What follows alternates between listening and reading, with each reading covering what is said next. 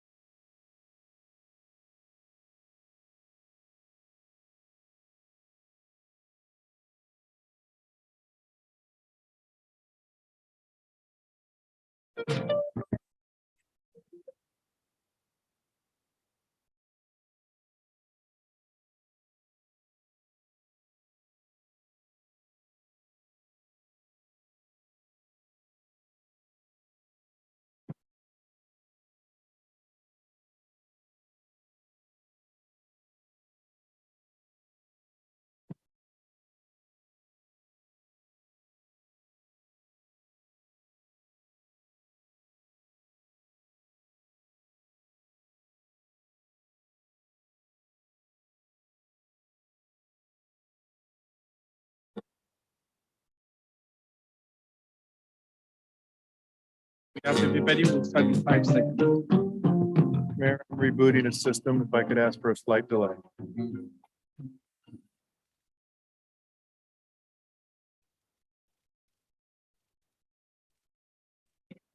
It's Tuesday, May 31st, 2022. My name is Vincent Salimi. I'm the mayor of the city of Pinole, and I would like to welcome you all to this Pinole City Council special meeting that we have. And move forward item on the agenda, which is call to order and pledge of allegiance in honor of the U.S. military troop. Can you please join me or observe a moment of silence, please? I pledge allegiance to the flag of the United States of America and to the republic for which it stands, one nation under God, indivisible, with liberty and justice for all. all. Next item on the agenda is the land acknowledgement. Before we begin, we'd like to acknowledge the Ohlone people who are the traditional custodian of this land. We pay our respect to the Ohlone elders, past, present, and future, who call this place Ohlone land, the land that Pinole sits upon, their home. We are proud to continue the tradition of coming together and growing as a community. We thank the Ohlone community for their stewardship and support, and we look forward to strengthening our ties as we continue our relationship of mutual respect and understanding. Item number 3, Madam City Clerk, good evening. Roll call. City Clerk reports and statement of conflict. Good evening, Mayor. Thank you. Mayor Salimi, Here. Mayor Pro Tem Murphy, Here. Councilmember Tave, Here. Councilmember Toms, Here.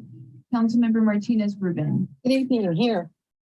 City Manager Murray, Here. City Attorney Casher. Here. Mayor and Council, the agenda was posted on Thursday, May 26th at 4 p.m. with all legally required notices. Were received in advance of the meeting, distributed and posted to the website. Conflicts to report on the agenda item this evening?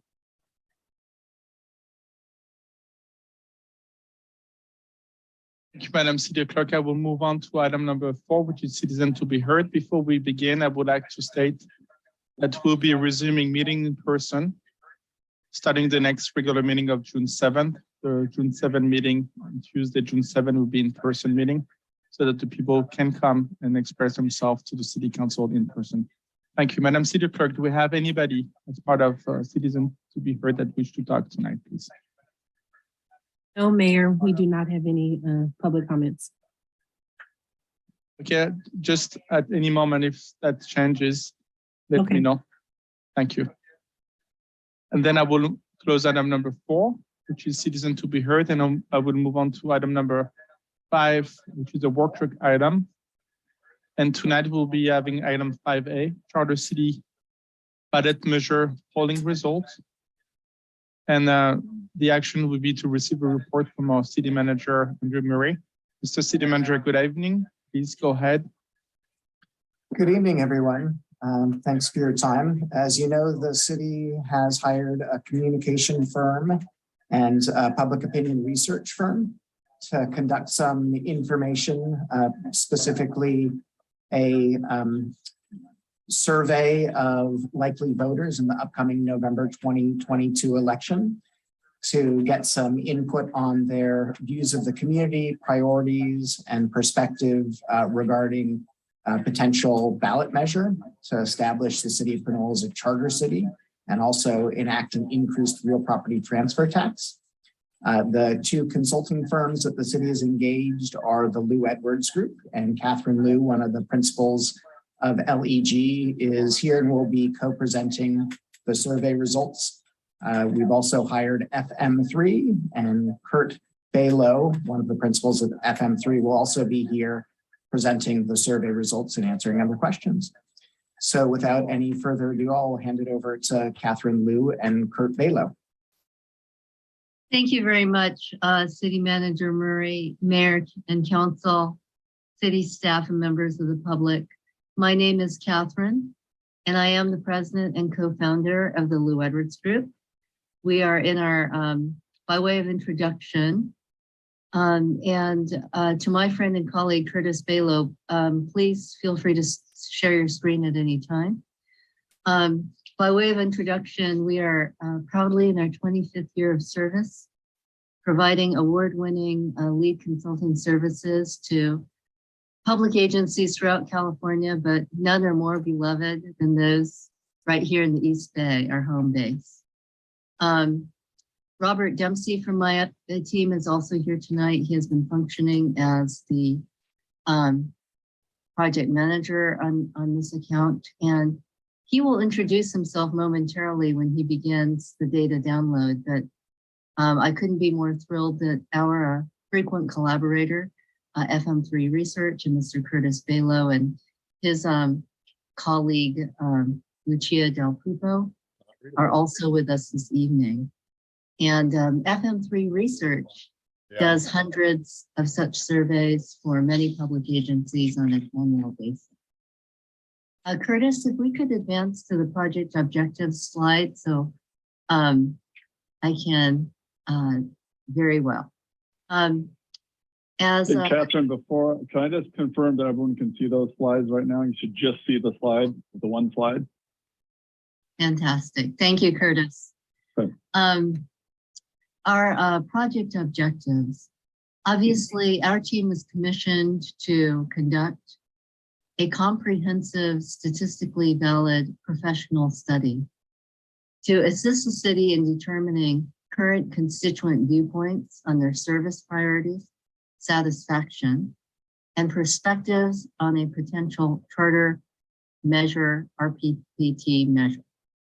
I do want to say out loud that it's vitally important to your consulting team that the study be of good use to the council, both in making immediate decisions this year and beyond.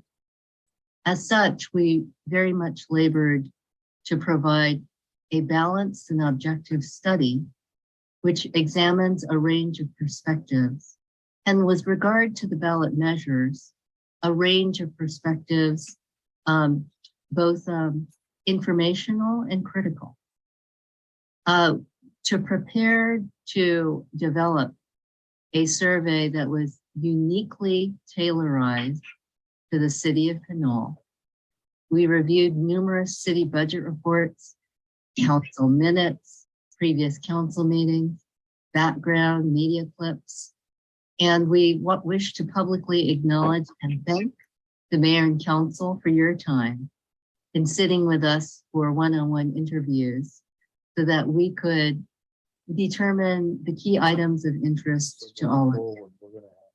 We also convened a number of planning sessions with city staff, the city attorney's office, city manager, and finance director. Thank you to your efforts. We are reporting back on the results and the key considerations the council should consider this evening in deciding whether to proceed with placing this policy item on the November 2022 ballot. We could go on to the next slide.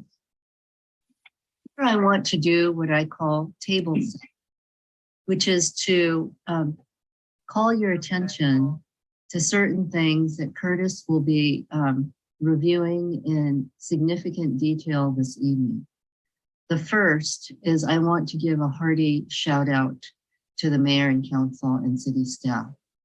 In a very polarized environment with decidedly mixed viewpoints in many other communities where we've done similar studies, the city of Pinole received very high satisfaction and job performance ratings, with overall quality of life ratings in the high 80 percentile. A very unusual finding. We've done numerous such studies throughout the year, including very recently. Your numbers, to put it mildly, are simply fantastic. And you will see Curtis describe that satisfaction on a number of fronts with safety, infrastructure, streets and roads, and COVID response are basically all at the 2/3 level. By a ratio of 2-to-1, a plurality approved of the city's management of its finances. Without naming names, I can say that many of our other public agencies in our other cities do not get close to the level of satisfaction and performance ratings the city of Pinole does.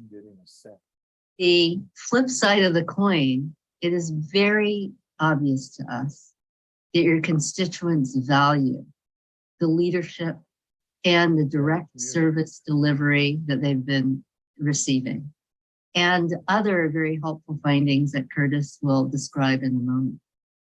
For this reason, at this moment, it seems as though they don't really see the urgency or the need to pursue a fiscal sustainability package as you've asked us to investigate in the form of a charter RPT measure. And in fact, in a way, the city is a victim of its good work because there are very high satisfaction levels. Those high satisfaction levels, in fact, are affecting the viability for this approach. As Curtis will describe, you will see that the through line in the study is that the measure itself does not reach the threshold needed for passage on the third ballot test. Much more to follow. I will now hand the baton to Curtis to give a brief introduction of himself and to take us through the data. Curtis? Thank you so much, Catherine. My name is Curtis, or Kurt Balo, one of the partners and the CEO of FM3 Research. Excited to be able to present these results to the city. I think as Catherine set the table so eloquently there, it's a bit of a mixed blessing. And when we go through these results, we'll see that the satisfaction levels with life in city government are so high that that's the part that I'm really excited about presenting. And obviously the challenges are that create a little bit of a lack of urgency for some of the ballot measures you've asked us to consider. So we talked a little bit about the results. And there's a number of slides to get into here before I hand the baton back to Catherine so she can put her strategic thoughts on how to interpret these results out there. So what we conducted, just earlier this month. These are very hot off the presses. We did a bit of a sprint to get these slides put together before tonight, is what we call a dual mode voter survey. And those two modes are the two data collection modes, which are telephone interviews and online interviews. We called some phone, and then for others, we sent them email invitations or text invitations to take the survey online. And so who did we talk to? We talked to not all residents, and not all adults, and not even all voters. We were very focused on voters who are likely to vote in this upcoming November election. So it is a smaller subset of your overall population. And we based that on a model that we used looking at the voter file and looking at people's past voting histories that suggested they're likely to vote in this November's election. And then we cast it a little bit broader than that, just to make sure we're not excluding people who may. That's why we ended up with that model. Pretty common practice for these types of ballot measure or any kind of electoral survey work. We conducted a little over 300 interviews, 335 to be precise, and accepted interviews in English and Spanish. Probably the most important thing on this slide is the margin of sampling error. So for the questions we asked for the full 335 responded, there's about a 5.5% margin of sampling error. And for a few questions in here, we use a technique called split sampling, where half the respondents will get a different version of the question. And for those, about a 7.5. So if you're rounding up and down here, you might say 5 and 8% if you're being a little bit imprecise, but kind of helpful to keep that sort of margin of error in mind as we go through these results. And I'll call out those distinctions where it's appropriate. And Curtis, thank you so much for reaching what I consider a statistically valid sample size in the city of Pinole. Mayor and Council, a reminder that when Curtis does statewide polling, frequently the sample size for a statewide survey, it can be 600, anywhere between 600 and 800. So to get 335 respondents in the city of Pinole is statistically valid and something that I have a high level of confidence in. Thank you. Yeah, thank you, Catherine. Yeah, that's a good comparison point for a community of your size versus the countywide and statewide surveys that we conduct. That's very helpful. So the first section here is, before we get to a potential ballot measure, how do respondents to this survey, how do they view life in the city? And start off with the old Gallup question here, the old right direction, wrong track. You had a survey conducted for you back in 2019. We have a couple of comparison points in here, and you'll see that the numbers haven't changed appreciably. You've got a very strong plurality, 44%, who currently feel like the city's headed in the right direction, and only 17% feel like the community's off on the wrong track. And another chunk there, that big gray slice, is don't know, or kind of a fence sitter. That ratio of 44 to 17 is incredibly positive. We are seeing those numbers look, particularly at the state level, much more negative, federal level even more so. But many other communities in the Bay Area, we're seeing those numbers being much more in parity almost, the right direction or wrong track numbers being more similar. The fact that you've got such a good ratio there of optimism to pessimism there is something that is a little bit unique, and I think you should be happy about. Yes, and Curtis, I find this consistency remarkable because a previous study was done, of course, before COVID lockdown. And I think that it is true that many of the agencies for which we've conducted these types of studies found a significant shift, not only because of the effects of COVID lockdown and what we've all been through together since, but having conducted your study in May 2022, remember there's concerns about gas prices, supply chain issues, even global war. But your community's ratings have stayed remarkably consistent, a very unusual finding. What are that? There's that orange slice. What are they worried about? So the next couple slides, we went through and asked about some problems facing your community. And the scale we used was, and that italicized language there are some things that some local folks thought may be problems. You tell us whether you think it's an extremely, very, somewhat, or not too serious of a problem. And what we focus on, and this will be a common refrain to this presentation, pardon me, is we focus on the more intense reactions. So we're going to look at the percentage of respondents who thought that one of these was either an extremely or very serious problem. So darker orange bars, and we summarize them on the right-hand side and sorted it by that. And so a couple of takeaways here. There's clearly a tiering. There's clearly a top tier of concerns. And then there's a whole bunch of things that there's not a lot of concern about. Again, another thing that's somewhat unique. It doesn't mean there's not some level of concern, but not a lot of intensity around it. And if you'll notice everything above that dashed red line, we had at least a majority thought was extremely or very serious problem, and at least kind of around 30% or more thought it was an extremely serious problem. So kind of in that intensity level of around a third. But even amongst them, the drought is the top of the list item here, and climate change. Now, these are things that you as a city have only modest ability to no ability to impact, but it's helpful to know what people are worried about, particularly when we're asking them about other views of the city in a potential ballot measure, like what lens are they looking through? And they're concerned about climate and drought issues. They're also concerned about cost of living issues broadly, and more specifically, the cost of housing. And that tends to be kind of the two different buckets of concern there. If you move down this list, you'll see that those darkest orange bars start to get awfully small, and you start to see some of those dark blue bars get a little bit bigger. So if you look down at the very bottom, this is one of the challenges here, the condition of city infrastructure. Only 24% view city infrastructure as an extremely or very serious problem. Only 5% think it's an extremely serious problem. It is not a top level concern at all. Crime, homelessness, government, lack of transparency in city government, these are not things that majorities or pluralities are particularly concerned about. And the amount people pay in taxes below that red line, but still 46%, almost half, feel like it's an extremely very serious problem. So there is some concern about, tax levels at local level, pandemic impacts on local businesses.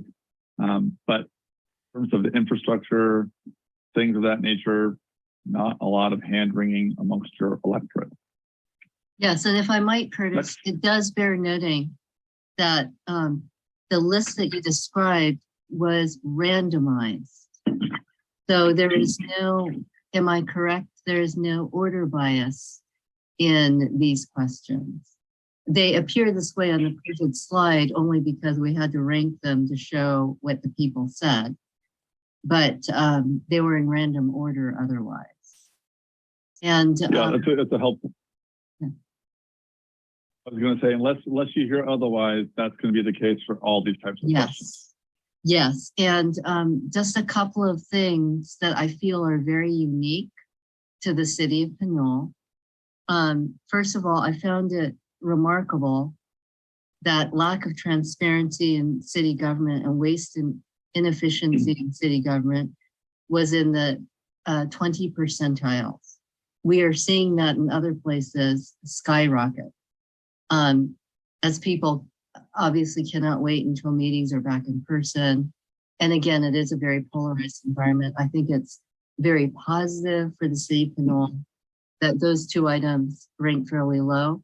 I have to say that in other communities, homelessness is usually the top concern or two in those other communities.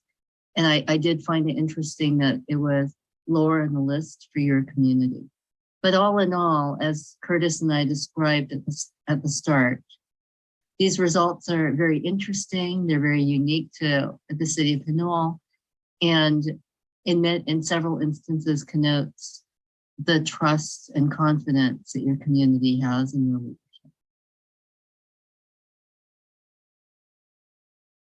Along those lines, we did ask about favorability of city government overall. It's just, hey, do you have a favorable or unfavorable opinion of city government? A little more than half, 52%, so they have a favorable opinion. And only 17%, that's 17% again, said unfavorable. And then about a third-ish or some version of can't rate, don't know. I will highlight two things on this slide. One, the the fact that the very favorable number is small, do not be distraught. That is almost always the case when it comes to talking about any level of government agency. So don't feel bad about that, but you can feel very good about this favorable to unfavorable ratio. Once again, 52% may not seem to your eyes to be a particularly robust number, but this ratio of 52 to 17 is a very positive ratio. Much like the right direction, wrong track numbers, we're not seeing these types of general good vibes about local government agencies elsewhere in the Bay Area right now. But here is where we get into some of these specific aspects of life in Pinole. And we ask respondents to indicate, well, how satisfied are you with it or dissatisfied? And again, as Councilor noted, these are presented in random order, but we've sorted them here by the total levels of satisfaction, which would be blue bars, versus dissatisfaction, which are the orange bars. 86% satisfied with the overall quality of life, overall safety, 77%. Infrastructure, again, we're talking about infrastructure as one of the potential rationales and needs for a ballot measure to generate local funds, but 71% feel like city infrastructure they're satisfied with. Roads, 66%, kind of similar there. That middle bar there, the overall job the city is doing providing services, 69%. Very, very positive, robust numbers here. And even the city's COVID response, so the 21% said they were unsure. Again, 65% satisfied, only 14% dissatisfied. When we look at this, if you're asking me to squint and say, well, what are they not satisfied with? Well, obviously nothing. Condition of streets, a third said they were dissatisfied. You know, that's just, you know, if you're looking for an area to focus on a little bit more, given all these really, really positive numbers, maybe, you know, roads could be it, but 2/3 are pretty happy with them. So even there, that's splitting hairs. And the last item here, just and when we ask this question about financial management, it is very common that a third to half of respondents will say, I don't know. They may follow city government stuff at a very surface level, don't know much about it. So this is like one of our check boxes for viability for a measure is, are there any big concerns about the financial management of the city? And in this case is no. A bunch of people don't know, but there aren't any underlying big concerns. That's very consistent with some of the questions we saw about how serious of a problem do you think government waste was at the city level and transparency. A couple of these were asked in that pre-pandemic survey. I can see that really there haven't been too many changes. You know, down a couple points. These are all margin of error differences. Financial management hasn't changed a lick. So I think by and large, the fact that you're holding steady, dropped a couple points, but that's statistical sort of noise to some extent. It is a real tribute to the city sort of being able to weather this last couple of years or almost 2.5-year storm.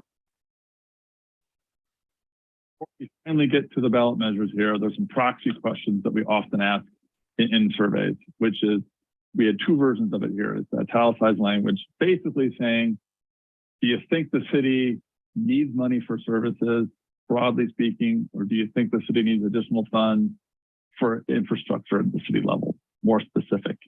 This is a bit of a, as I noted, a proxy question for support for a measure. To weigh in on a ballot measure, pardon me. Whether they have like basically an innate feeling that, oh yeah, the city does need more money. Therefore, I am, you know, more inclined to support a measure. If we see the opposite is true and they're really like, I don't think there's much need here, then boy, we're really going into a strong headwind. And we kind of had a little bit of mixed results here. In both cases, we look at the great and some need numbers because a little need doesn't tend to correlate with support for revenue measure. Some appreciable need, you've got around 3 in 5 who feel like the city, broadly speaking, needs additional funding for services, or more specifically, the city needs additional funding for infrastructure. So that's a pretty solid majority, and about a third are in the don't think there's much. The result here, and I'm highlighting this, is the intensity numbers there. Those who feel like there's a great need, only about 1 in 5. And it didn't seem to matter if we're talking broadly services or infrastructure itself. So it's a pretty broad-based understanding that the city needs additional revenue, but it's not a particularly strongly held feeling. And I think this is something you'll see as a bit of a theme here for a city that is generally viewed as being run well, and the quality of life is good, and the services satisfaction levels are high with. Sure, they could use some more money. People don't seem to feel particularly intensely about that. Before we do get to the ballot measure, we did ask about a variety of other items that the city is considering. Policy proposals here, and you can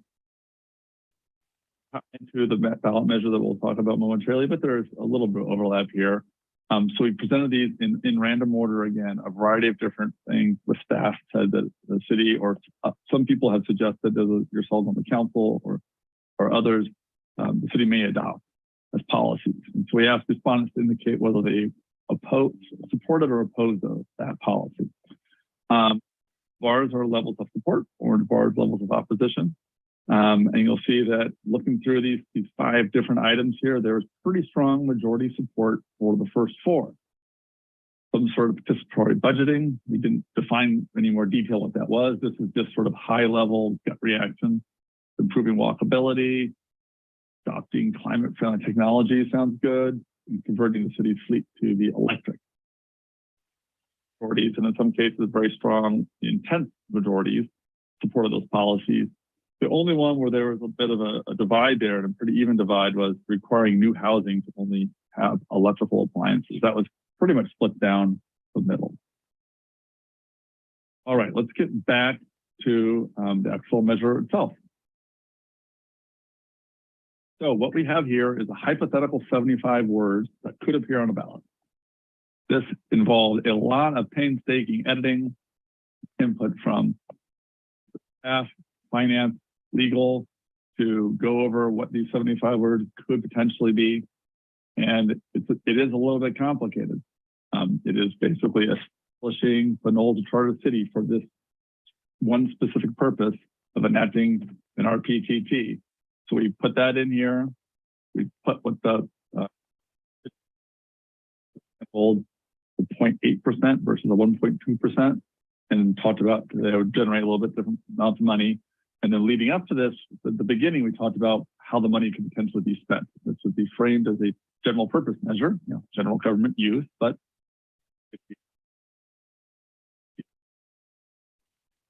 things of that nature. And so on the phone, we had to read this to somebody, and half the respondents were asked about a 0.8% and half were asked about a 1.2%, or they read it online, same sort of deal. And we wanted to say, hey. Oh, no, please go on. Please go on. Thank you. And we asked them, well, how would you vote? If they said yes or no, we pushed them a little bit. Is that definitely or probably yes or no? To get a feeling about the intensity of those support or opposition. And if someone's initial opinion was to be undecided, we pushed them a little bit and asked them if they were leaning to be yes or no. So it gives us like a pretty good spectrum here. Here you'll see that for the full 335 interviews, if we combine the two amounts, we were at 45% yes and 42% no. And there's a few things to unpack here. One is that we did ask about obviously 2 different rates, the 0.8 and the 1.2. Remember, we're talking 7.5% margin of error between this split sample. So if you're looking at a 47% yes for one and 43% yes for the other, it's not really much of a distinction there. The difference is just in that undecided bar moving around. And we'll see that that comes out in the wash when we ask the times in the survey about the different percentages there. So one thing to consider, initially the rate didn't make as much of a difference. Other things that we look at here, obviously, this is a majority vote measure. It needs 50% plus 1. The starting point here is at 45% yes. Not uncommon for these measures, but complicated to have a pretty healthy undecided. You have that 13% looking at here, which is a pretty big undecided number. That's another thing to keep in mind. And we also look at the intensity of the support and opposition. only 16% definitely yes is not a very robust level of intent support. And it's outweighed by that 27% definitely no. So while this is kind of split down the middle with a reasonable chunk of people who are undecided, there's a little more intensity on the no side than on the yes side. These are all the kind of things when we first look at survey results that we keep in mind when we're trying to do some analysis. Now, we asked about this measure multiple times during the survey, and we'll talk about that in a little bit. But what I think is helpful, the next couple slides, is we broke out some of the demographic support and opposition for the measure, combining the full. Go for it, Catherine. Yes. And before we go there, which I know that will be enormously helpful to our mayor and council, I do want to proactively comment on the construction of the ballot question in case there are questions about that. First of all, there are certain legal requirements, and I want to acknowledge the diligent efforts of the city attorney's office and working closely with us to ensure, per our best practices, that a ballot question that reflects required formats was actually tested in the study. And also, as the mayor and council are aware, there are two different approaches that cities have taken in the past to conduct these types of measures. One approach is to do two separate measures. And then another approach is to do a combined one ballot question that covers both the establishment of the charter city and the potential establishment of an RPPT mechanism. So we were very careful in reviewing what other cities, including those represented by our team, had done successfully. And we specifically constructed the ballot question in the manner which has proven most successful in recent election cycles. So hopefully none of you are former English teachers. A gentle reminder that anytime we do any type of ballot measure question, it feels like a 75-word run-on sentence with a question at the end. Not much we can do about that, but just wanted to provide some more elaboration on that important point. Thank you, Curtis. Well, thank you. Yeah, it's great context. Okay, let's get to some of those demographic breakouts. This is a lot of small numbers to look at. You have some chance to look at this in a little more detail on your own later when these are released. But I'll just hit the highlights here. By gender, not much difference. The yes vote, 43% men, 47% women, margin of error difference. By political party, Democrats and independents were more supportive than Republicans, but even amongst Democrats and independents, they still didn't quite get to 50%. A couple subgroups in the margins of error start to get a little bit bigger here. Democratic women and independent men that got to 50% yes. Republican men and women weren't very different in their levels of support, though, kind of in that same 3 out of 5 expressing opposition. And by a couple other breakouts by party and age, those younger independents, that was pretty robust level of support at 65%. Everybody else is under 50. There was a nice level of support amongst those in their 30s, which probably has a lot of overlap with the younger independents at 60%. Or voters who are the youngest, under 30 though, we're only at 36%. Seniors somewhere in the sort of 40-ish range, from 39% of those 65 to 74, and those voters over age 75 were hovering around 48% yes. Also asked about education levels in here. It's important for ensuring a representative sample. Not a huge difference. Those with 4-year college degrees or more were a little more supportive. They just got to 50% yes. Interestingly, homeowners and renters, this is the kind of thing that doesn't really have as much of an impact directly on renters. Obviously, many of them aspire to be homeowners. Their levels of support were very, very similar there. And, renters will have a little more indecision, but the yes vote was about the same. And then looking at by race and ethnicity here, again, white voters just get to 52%, and everybody else is kind of in that like mid 30s below.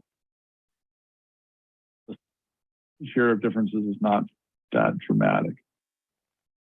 Understanding that this is complicated, we went through a fairly detailed explanation. This is an attempt to be kind of a neutral explanation of what the heck is going on here with the charter, providing some background information. So this would have been admittedly a lot to read online or here on the phone, but it is a complicated issue, and we thought it would be helpful to explain it a little bit, talk about how those general law cities, and if you charter city, you have more local control over things like passing your local laws and also local revenue generation, and how this measure in particular would establish Pinole as a charter city, but very specifically just for this one purpose.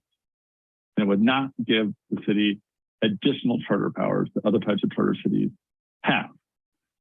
So we said, okay. And we're trying to be very clear that it's only paid when the property is sold, doesn't impact annual taxes. The types of questions that we often see come up, either in the survey work that we do or in community engagement work that Catherine and her team will do. These sort of confusion levels come up. So reading this,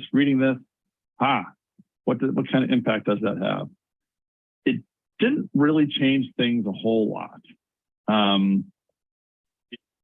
Now, when I mentioned before, the distinction between the 0.8% and the 1.2% kind of flipped around, and now there's a little more support at the 0.8%, but still kind of in that margin of error difference. There's some of the undecided sort of themselves out at the lower tax rate, but we're pretty divided response with a little more intensity on the no side than the yes side. So reading the 75 words, okay, maybe it's a little confusing. Here is a very direct way of trying to explain what's going on here without putting the finger on the scale too much or anything like that. And it didn't have a really big impact. We're still hovering a little bit below that 50% vote threshold. Yes, I would So say, another- Curtis, if I might, just by way again. What we did in the study was we tailorized a study unique to the city of Pinole, but we were also very deliberate with the types of anecdotal and user-friendly information that has been demonstrably successful in other cities. And what I found very, very interesting about this slide was in some of those other cities, support in the initial ballot question was quite low, and in fact lower than the support that the mid-40s support that you see in yours. But in other communities, with that more of a plain English explanation, we did see significant moving of the needle. And in your case, we saw the reaction basically remain the same, which is a very important point and dynamic that we'll return to at the end of our discussion. Thank you, Curtis. Yeah. The next few slides are, and again, this was all split sampled. We didn't read this entire list to everybody. They got half and half divided up randomly. Is if a measure were to pass additional funds for the city, here are some different ways the money could be spent, either on specific programs and services, or some of the accountability provisions that would impact the way those funds are spent or the oversight of them. And so we asked respondents to indicate whether they thought one of these categories was either extremely important, very important, somewhat important, or not too important. Focus on the more intense reactions, those who feel like one of these categories is extremely or very important. Those are the darker blue bars. Those orange bars are not too important, and we'll see everything here is basically seen as very important by 4 out of 5 or more respondents, and some pretty high levels of intensity here. Some of these items are more generic about maintaining fiscal accountability or maintaining the city's long-term financial stability. So those are more important. They're sort of independent of specific spending areas. Also just protecting and maintaining those services that your city provides. People are pretty happy with the services. They want them protected and maintained, generically speaking. And as far as some of the specifics, and there's a few slides here, keeping public areas safe. Let's talk about keeping storm drains upgraded so that there's no pollution in local waterways. Business development issues here, fire protection, maintaining parks, again, kind of similar to the second item here, and same thing, safe places for children to play. So some themes here around sort of quality of life, safety, cleanliness issues. As we move a little bit down the list, these are still all items seen as extremely very important by 7 out of 10 respondents. Those darker blue bars go from 40s to 50s. Now they're in the 30th range. Sidewalks here, keeping the number of police officers. We talked about improving response time, maintaining crime prevention program, and also a couple different versions of Sacramento or keeping funds local, kind of somewhat similar.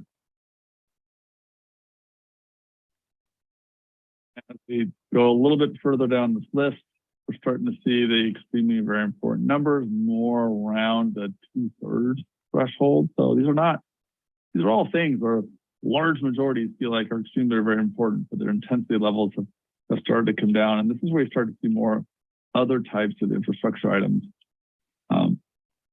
here and things of that nature. Interesting enough, preventing cuts to police services a little bit lower than maintaining some of those services, maintaining senior programs, after school programs in this sort of same general range, as well as fighting climate change locally.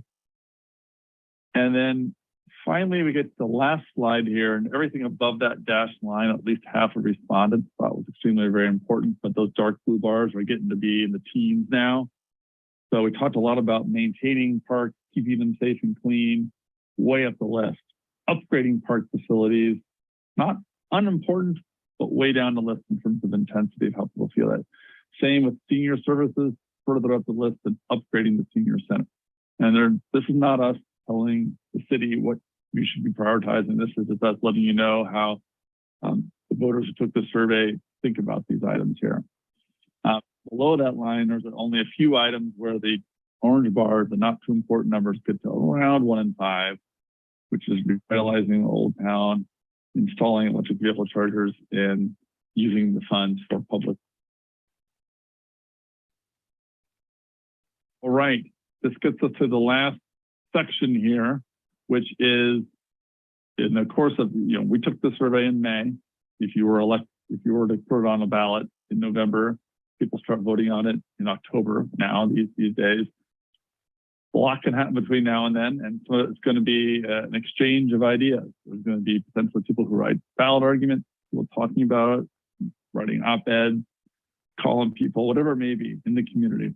And to the extent we can, we want to kind of get a feel for what the impact of that might be. So we go through a series of statements in support of a measure and a series of statements in opposition. And I might add, Curtis, that doing so also fulfills our legal and professional obligation to provide a balanced study since it has been paid for by taxpayer dollars. Please proceed. And it helps us see what a ceiling and floor may be for a measure.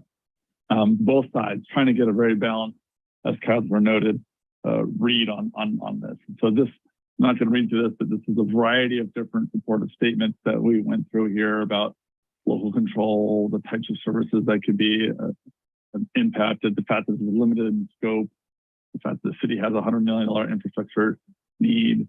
On the flip side of that, taxes are too high, cost of living is going up. The city should just be efficient in the way it spends money. They can spend the money on anything they want, things of that nature. And the types of arguments that some are generic about any sort of local revenue measure one way or another, and some are very specific to Pinole's particular circumstances. So, we're blending together the two tax rates, the full 335 interviews. You remember we started off 45, 42. We real estate in the survey, no pun intended, going through an explanation on here, and it didn't really change. 45, 44. And then we came through and said, here are some rationales for supporting something, and support did get up to 53%, so just above the vote threshold. But when we came back, here are some reasons to oppose the measure. Support fell back down. We ended up in roughly the same place that we started, which is a pretty even split amongst the no votes and the yes vote being below the the majority vote threshold. This by the two different tax rates, and again, these are split samples with a margin of error between 7 and 8%. Somewhat similar dynamic for the 0.8%, although the positive feeling appears to be a little bit higher at 56%. And after statements, there's still more of a plurality on the yes side, it's still short of 50%. And at the 1.2%, we actually saw that we didn't even get to 50% at the end of the survey. And that fourth ask here, it had flipped and a plurality were opposed. So at the end of the survey, the rate did seem to make more of a difference, but in both cases, it was below 50%. Another way of looking at this, and it's kind of helpful to think about, is the vote consistency. We asked them 4 times in this survey, how would you vote on a measure? And so for a certain proportion here, about a third, for 34%, said they'd vote yes every time. And a little bit less, a pretty similar number, 29%, said they'd vote no every time. And it's not perfect, but it's kind of in the thirds here. And for a measure that needs to get to 50%, this appears to be, there's only about a third that is like really solidly in the yes camp. So it's not, I suppose that the glass half full point of view would be, well, there's only about a third who are consistently opposed as well. Just a lot of fluidity here with how respondents react. Oh, shoot. I said this is the last section and I was lying. I forgot we had one last item that we did include in the survey. So while the focus of this survey was on the charter RPTT measure, we did ask about a potential infrastructure bond. It's the same level of rigor as the other measure, but we just asked one question, the hypothetical 75 words. In this case, it was a $35 million bond measure to address the city's infrastructure needs. And we learned through the process of this, that it was about $100 million in infrastructure needs as a ballpark guess. So this is, how do we go and address those? Now, you remember there wasn't a lot of concern about the city's infrastructure. And in fact, satisfaction levels were relatively high. And for a 2/3 measure, we're kind of in the same place that we were for the charter RPTT measure, except if you need to get to 2/3, this is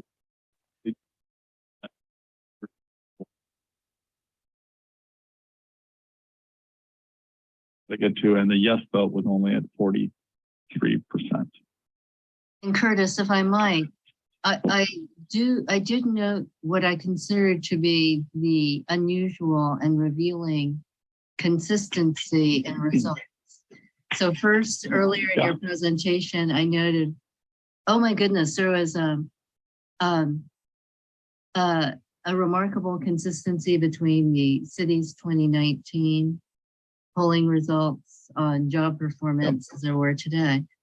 But as someone that works closely with the FM3 research team to interpret results, I did note the remarkable consistency of a mid 40 percentiles through line, what we call a through line, throughout the study.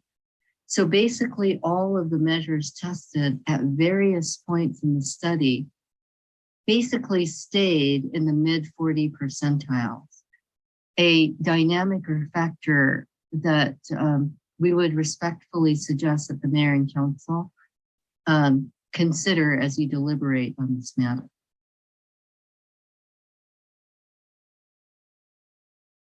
Gets us to, I'm going to go through just a couple of the conclusions from just looking at the data from a public opinion research pulse for point of view. And then Catherine has some additional conclusions which take into the other contextual items in her experience working on these measures in other communities as well.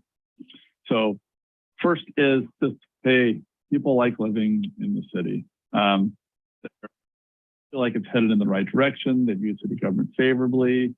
They see the quality of life is good, safety is good. And these are all numbers that are very positive. And we've seen them erode elsewhere in the Bay Area and every place during the course of the last couple of years. So this is like, you've got a very content electorate here that we did a survey amongst. If you're trying to look for things that they are concerned about, there's kind of two buckets. There's sort of this drought and climate change. And then sort of a little bit below that there, you got cost of living, cost of housing type of issues. But they're kind of the two different big buckets of concern. Obviously, if cost of living concerns does have an impact on how they might view local revenue measures. Traffic, maybe kind of in a second tier there. In terms of funding, this is something we talked about too. There is a pretty good majority there, around 3 and 5, who feel like the city needs more funds. That's probably your feeling of support. And given the fact that what we saw in this survey and that through line that Catherine noted in the mid 40s. And part of that may be that there's not a lot who thought that the need was great. For other types of policies, they were, very supportive of things like supported budgeting, improving walkability. There was generally a lot of support for climate-friendly policies, except a little more division on making new homes be all electric. And so what does all this mean, at least from our initial point of view about the ballot measure viability? In an infrastructure bond that has that really challenging 2/3 supermajority vote threshold, doesn't seem like that's in the cards right now to really get anywhere near that. And that's not surprising given relatively low levels of concern with the city's infrastructure here. Charter amendment to allow you to establish an RPTT. There's a pretty even division there. And we saw this throughout the survey here. There were a couple times where it just gets to 50% after going through a bunch of rationales for supporting the measure. But when we came back and looked at criticism, again, trying to be fair here, it really dropped back down. And we saw pretty consistently more intensity of opposition than support here. And it's all very consistent with the fact that voters seem pretty content and happy about life in the city and don't see a lot of really big problems and feel like city government is being run well. And so if you're in an electoral environment where voters feel like life's good, the city's doing a good job, they don't see a lot of really intense needs for additional funding, but cost of living is one of their top concerns, and that can be a challenging environment for a ballot measure. And so it would take some level of probably communication with the community and understand you've got this sizable infrastructure backlog and deferred maintenance and things of that nature that they just don't seem to have an appreciation for right now to change. And I think that it makes something like this to be, as I noted, a challenging proposition. And back over to Catherine with sort of that to tie a bow on this a little bit. Yes, thank you very much, Curtis. And we're looking forward to your questions or comments when we conclude our formal presentation. We hope that the mayor and council have found this presentation very helpful. In an effort to assist you in your decision-making, we've put some key considerations up on this last slide for you to deliberate on now and over the coming days.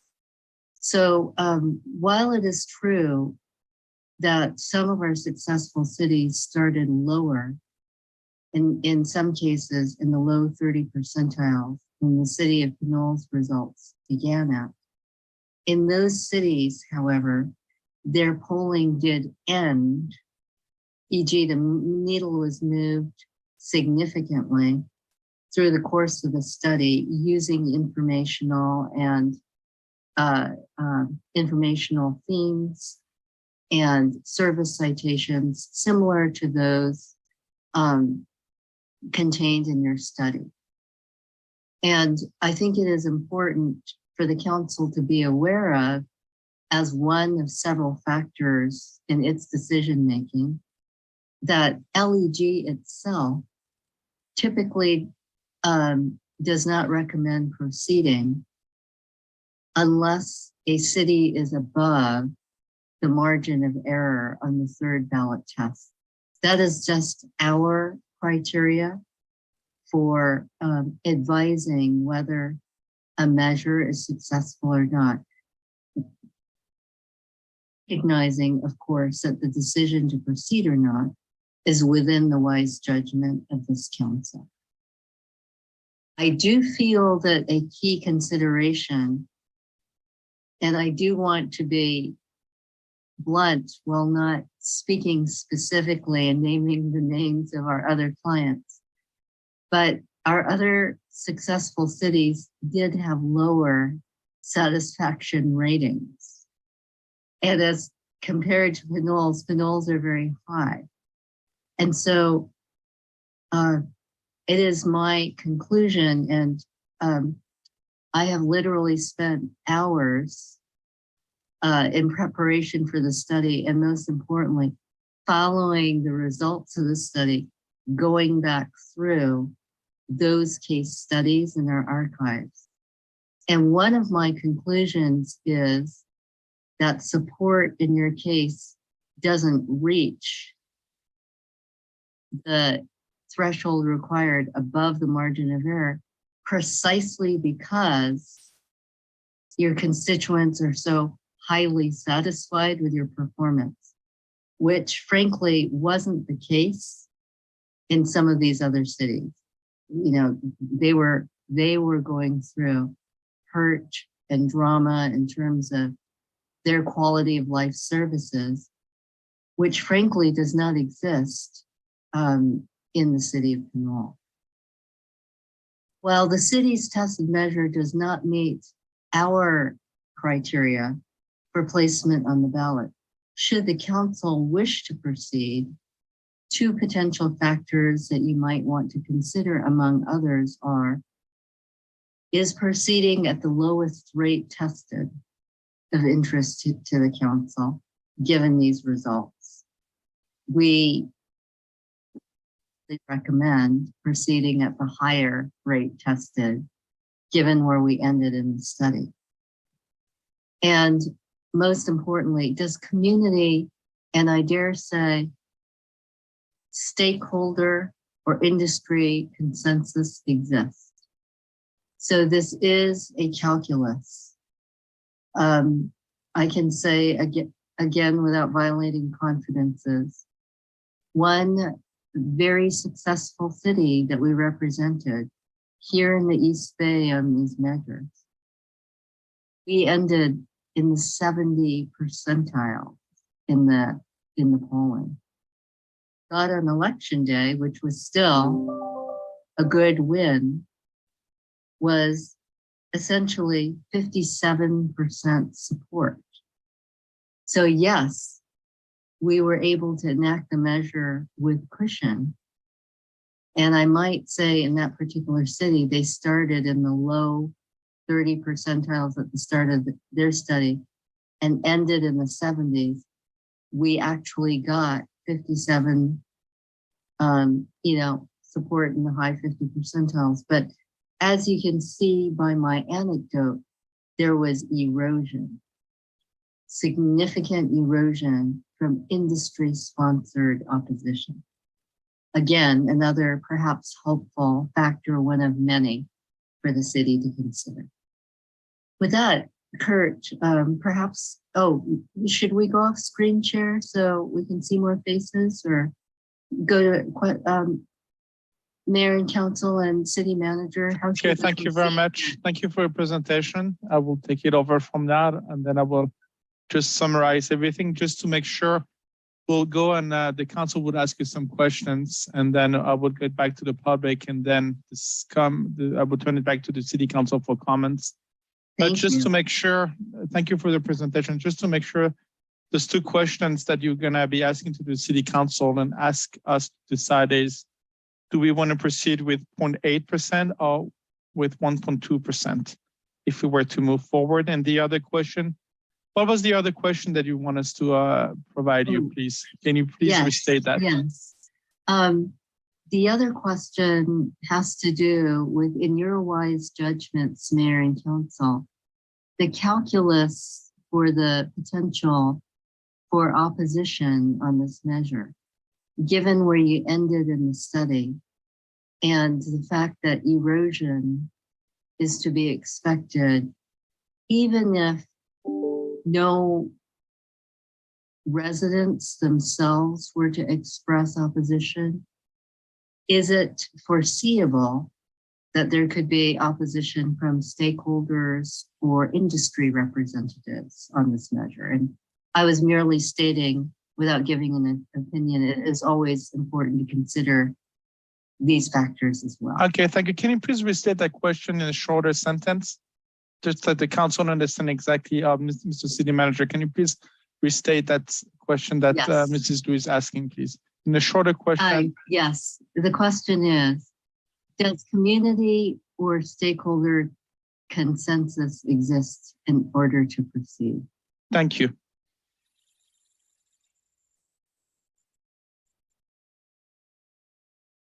Yes, go ahead. If I may, Mayor Salimi, I'll just jump in and add. The scope of tonight's item is really a presentation of the results of the study and some observations from our consultants. The City Council isn't providing any direction or making any decisions tonight. This was just to provide the council and the public with this information so that you have some time to digest it. As you know, we've noticed a public hearing for the next regular council meeting on June 7th, at which the council will be discussing various options and deciding whether to take next steps regarding a November ballot measure. So tonight's just the presentation of the results and response to questions. Thank you, Mr. City Manager. So tonight is just questions. The City Council does not have to respond to those questions asked tonight. And when I open it back to the public, those questions have only to be related to the survey, not to if the city of Pinole wants to become a charter city or not, correct? Well, the public can make comments about the issue in general. I'm just clarifying that the City Council isn't making any decisions tonight. Okay, thank you. Thank you for your presentation. Thank you for your clarification. Then I will turn it back to Councilmember Tave for questions, please. Sure, thank you. Can you guys hear me okay? Loud and clear, please go ahead. Great. I just want to thank you for the presentation, and I can appreciate the long answer, but thank you, Mayor, for the short question, because that started to get into the statistics side, right? Like, and so I thought that was kind of amusing. My question really is surrounding more so what is the value of split questions, and how did you gauge intensity? Was somebody emphatic about their answer? What was the how do we identify that and in a survey like this? Questions. One, what's the value of the split question? And what's the value of not doing the split question? Because I saw some questions were split, some weren't. And then how do we gauge intensity? Great answer that. So for the first question is, when do we use split sampling?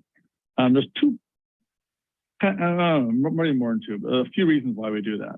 One reason is if we have that long list of ways that funds could be invested, it is too list for someone to like reasonably read through, but there's a lot of different things we wanted to assess.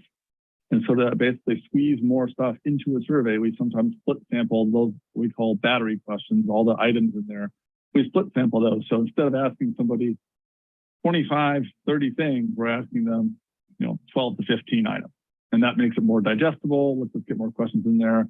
And we have to just bear in mind there's a little bigger margin of sampling error with that. Other reasons we sometimes use split sampling is if we're asking something that's kind of a similar theme, but might be confusing, hearing it on the phone or reading it, we might split sample so that they're only hearing one version. In this particular case, kind of the critical split sample was because we were testing different amounts.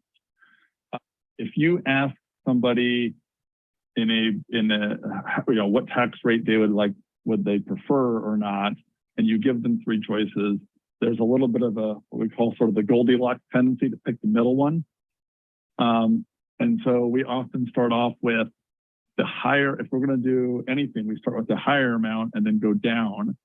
But sometimes that feels like you're bargaining with somebody. So in this case, just half the respondents got 1.2% and half got the 0.8%, just so they're not even confused about different rates. It's kind of a confusing measure anyway.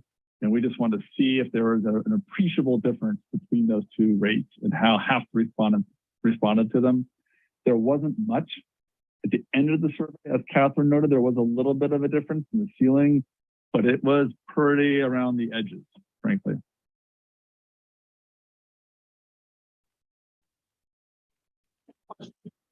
Second question I had was intensity. How did you gauge intensity with some of the people that you, or the people that we surveyed? We try to structure our questions so that we're not trying to gauge them via someone on the phone interpreting their intensity, and particularly because half the respondents take the survey online, we try to give them different responses. So if you could say, yes, I support this policy, well, do you strongly or somewhat support? And that's how and same thing with opposition. So on the yes vote, are you a yes? Are you definitely yes? Or maybe just probably yes. Same thing on the no side. And that's one of the ways that we try to address that, is creating different question structures where there's a spectrum of responses you can give.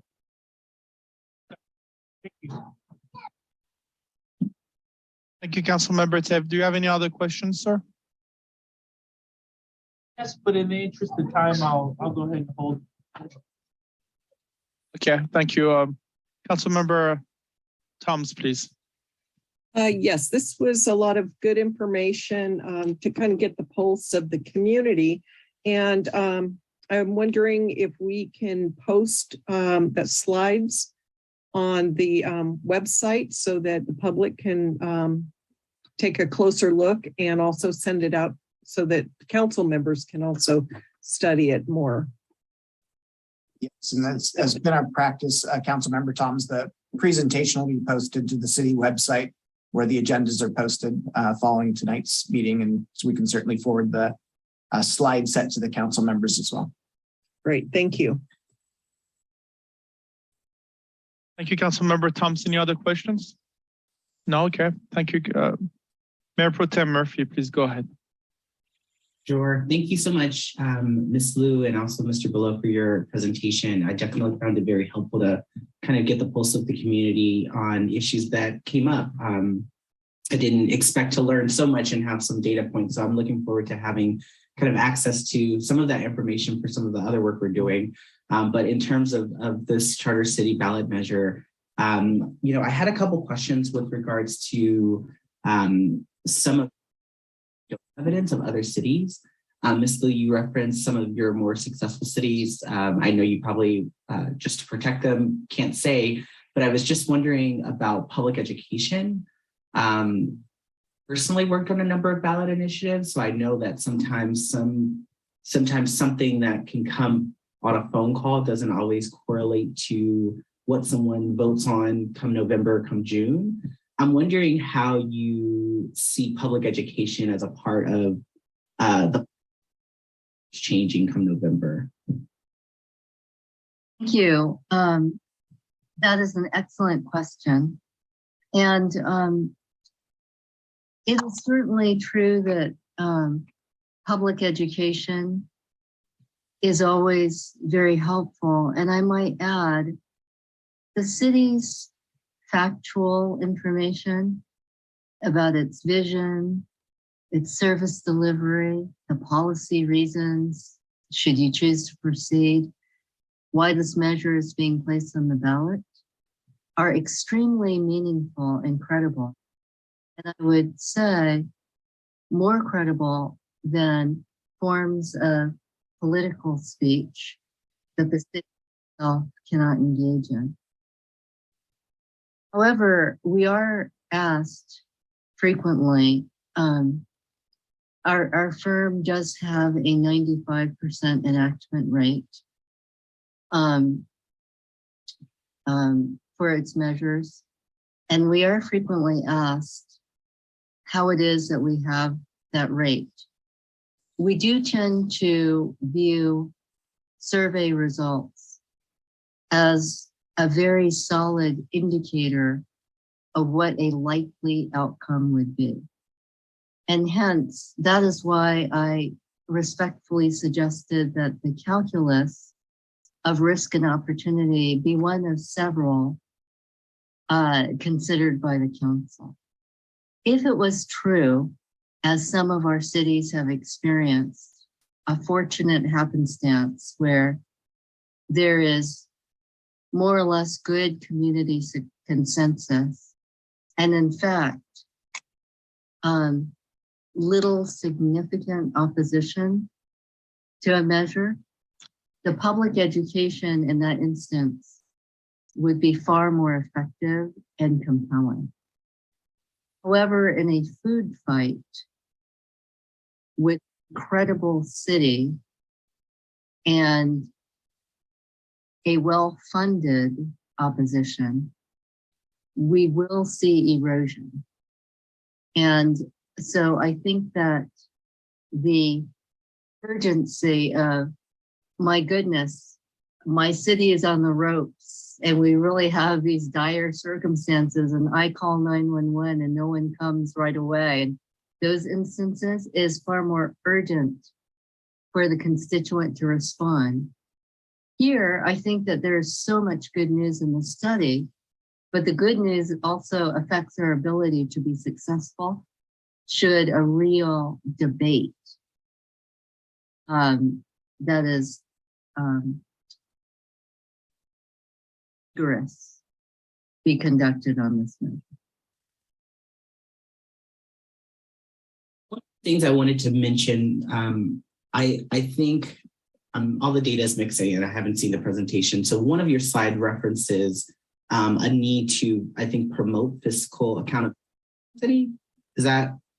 Oh, no, I was actually saying that it was remarkable to me that the concern about whether the city is transparent or not is very low. It was in the 20 percentiles. Again, a good news point for the city out of these results. Yeah.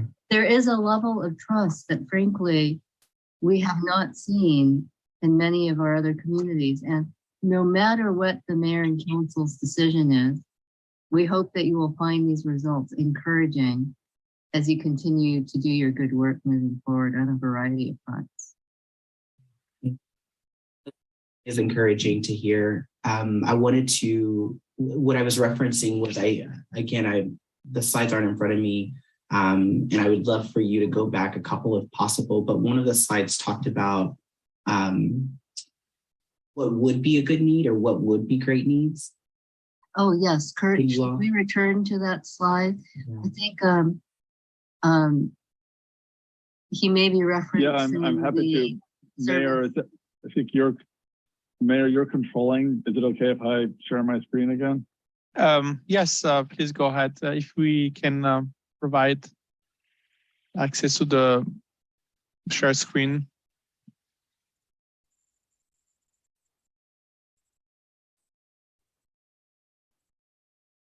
Give me a second to.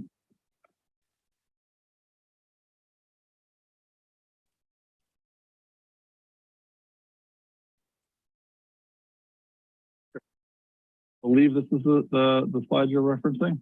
I was actually referencing something that looked like a bar chart. I think the service battery, Kurt. Perhaps. The service battery.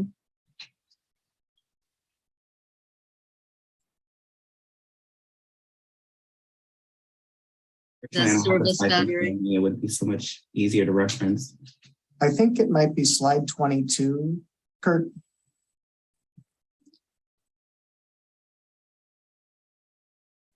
There we go. Maintaining. That's what the term.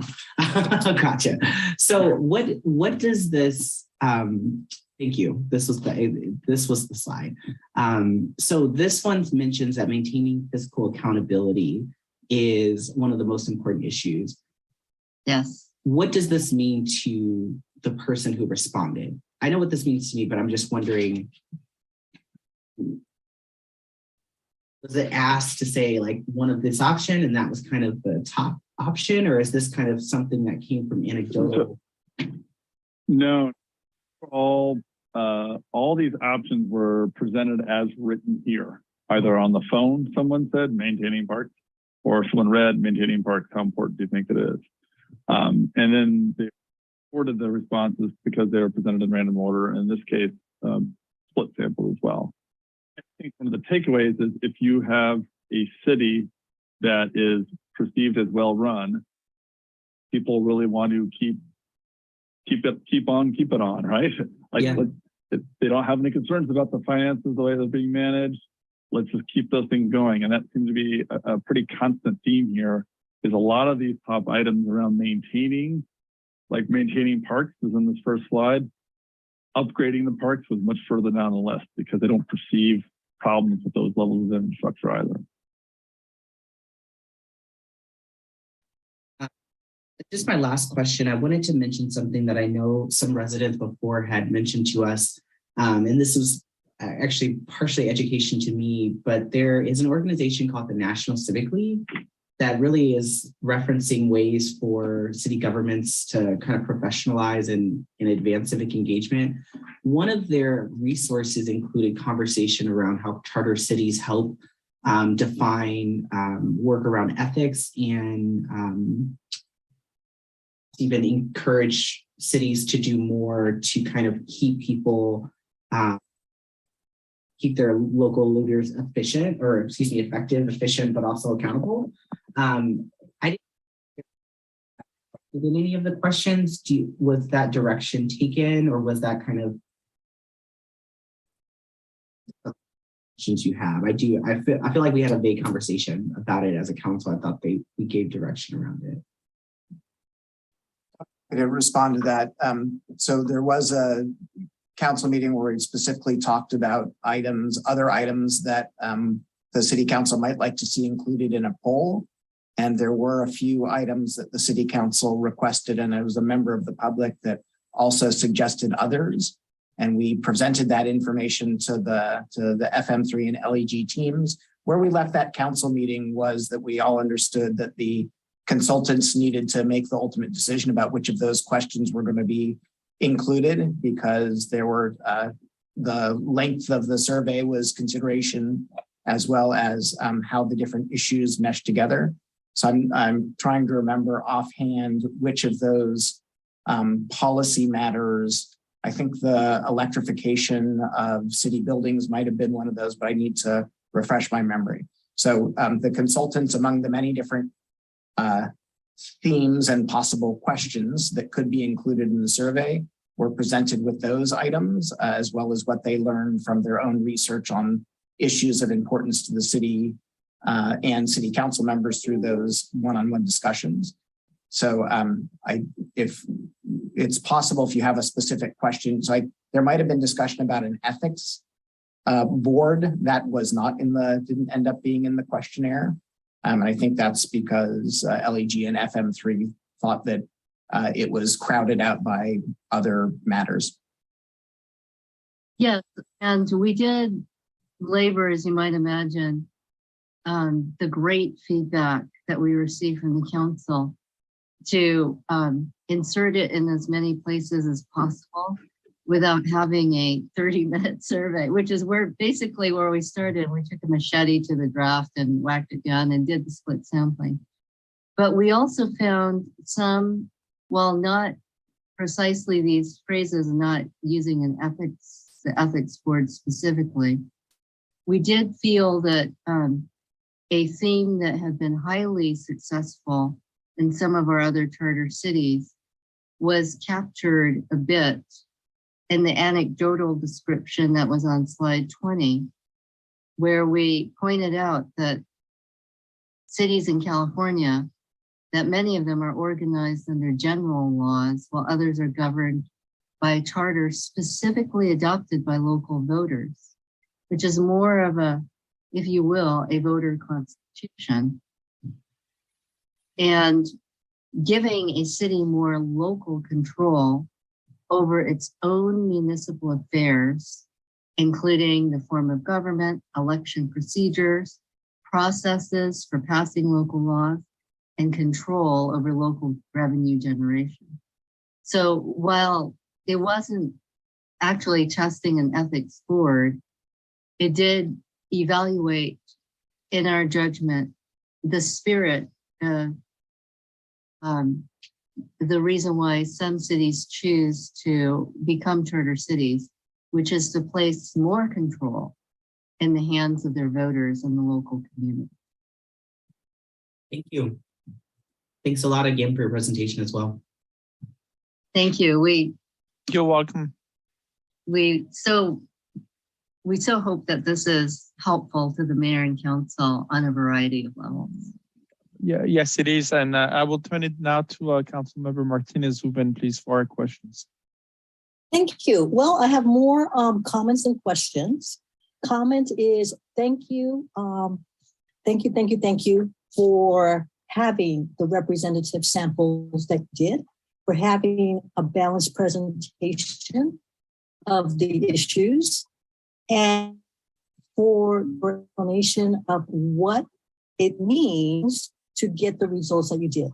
The one question that occurs to me is that at the beginning, the opening question, the setting the tone question about the direction that people feel the city is in.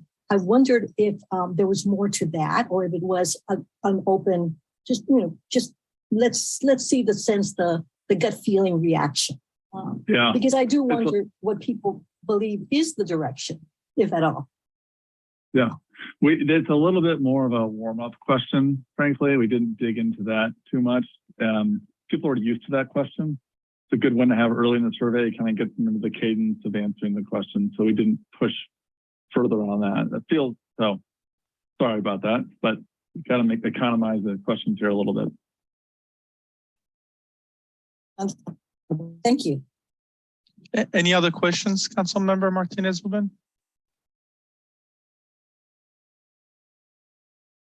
Echo Councilmember Tom's request to have the data available for the public to see, to see what those are. Thank you.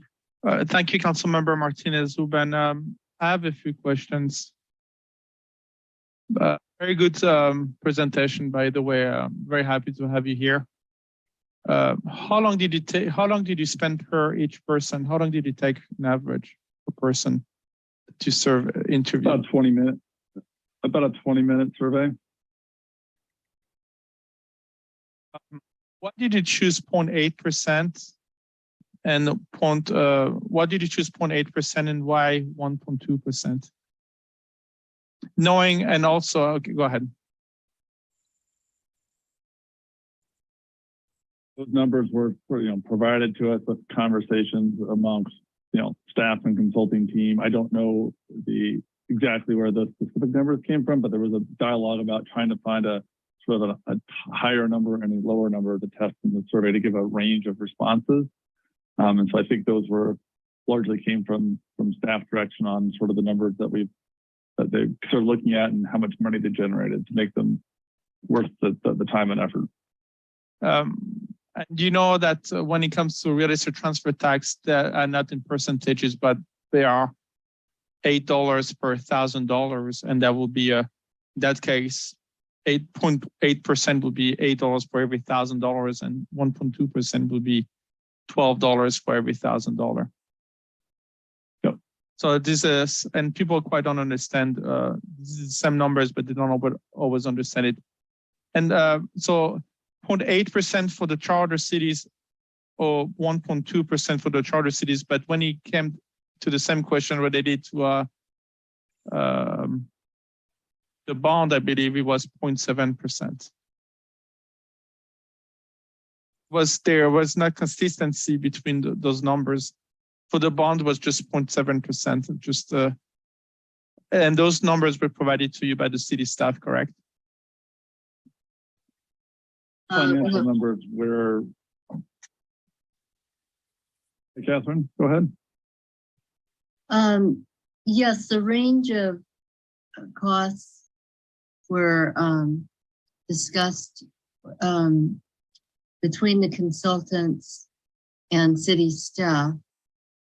And I must emphasize in both cases that the current working protocols from our significant archives of recent work over the past year, we very deliberate in selecting the form of describing the payment, which has been found to be both fair and impartial for the legal requirement, but the most easy to understand for each respective mechanism. So in the bond ballot question was authorized to issue 35 million in bonds at legal rates, levying an estimated 7 cents per $100 of assessed value, which is, in our experience, the most user-friendly way to describe a bond. Yes, it is the most user-friendly, but the 0.7%, that was my question. What did There you choose? was no 0.7% in the bond ballot question. I But think the 7 cents. percentages, I'm sorry, 7 No. cents per it was $100. spelled out. It was spelled out in the bond ballot question. Yes, 7 cents per $100 is the same thing as 0.7%. So Yes. I'm happy to jump in here to provide a little bit of the context. So you might recall that when we've talked about this issue of a potential RPTT at the city council, 12%, I think, was the mode and the median of the other Bay Area cities. $12 per thousand. So that's where the 1.2% came from. That's kind of the benchmark we had been discussing earlier. And the research team suggested that we test a high and a low figure. And so we had to pick one that we thought was distinct enough from the high to be meaningful, but not so low as to undermine the intention of trying to raise new revenue. That's where the 1.2 and the 0.8 came from. The bond figure isn't related to the 0.8 or the 1.2. The bond question is meant to be to model a similar rate of revenue generation as the high amount for the RPTT. So the 1.2% would raise about $2.2 million per year or a little bit more. And that's what the general obligation bond of $35 million over 20 years would require in terms of a property tax override. So they're not meant to be comparable. They're taxes of different rates on different mechanisms.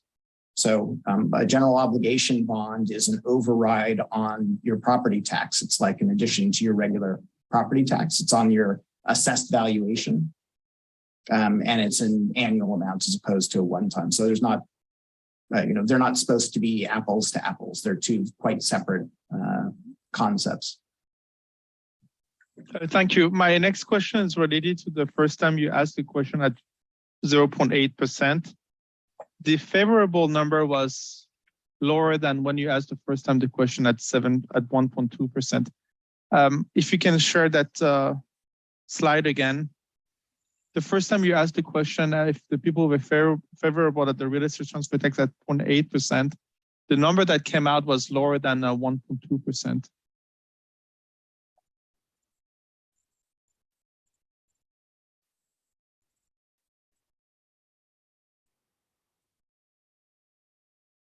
The slide.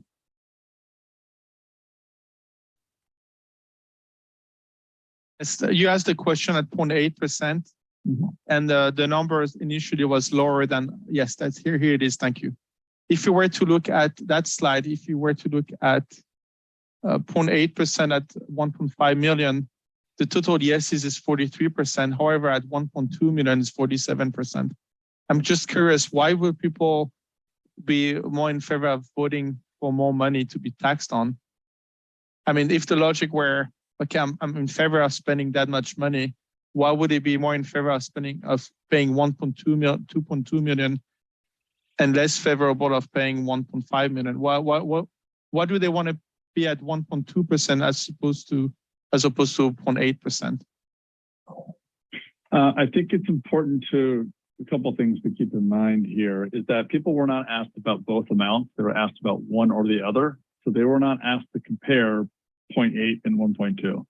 Half of the respondents were asked about 0.8 throughout the whole survey. The other half were asked about 1.2.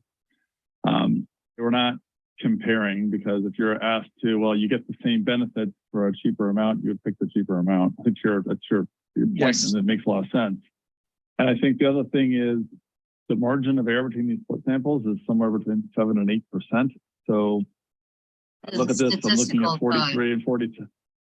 It's pretty similar. And when we did the next vote here after the explanation, things kind of sorted, this is after we explained it, things kind of sorted themselves out. And the big difference was there was just a big undecided for the 0.8%.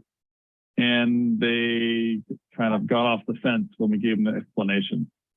And I think that's just sometimes there's a little random variability in a survey, and that half the sample had a few more people who were initially undecided, and then you give them information and they picked a side and kind of ended up in a similar range.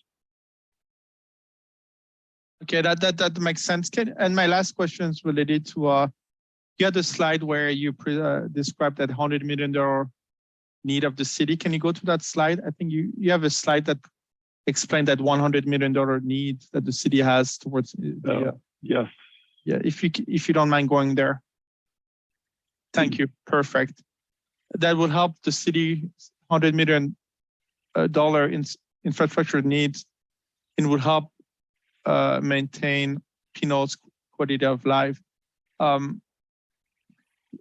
This is great questions, but we judged and we evaluate how happy people were today, but the problem is I'm making policies that would influence their life for the next 10 to 20 years.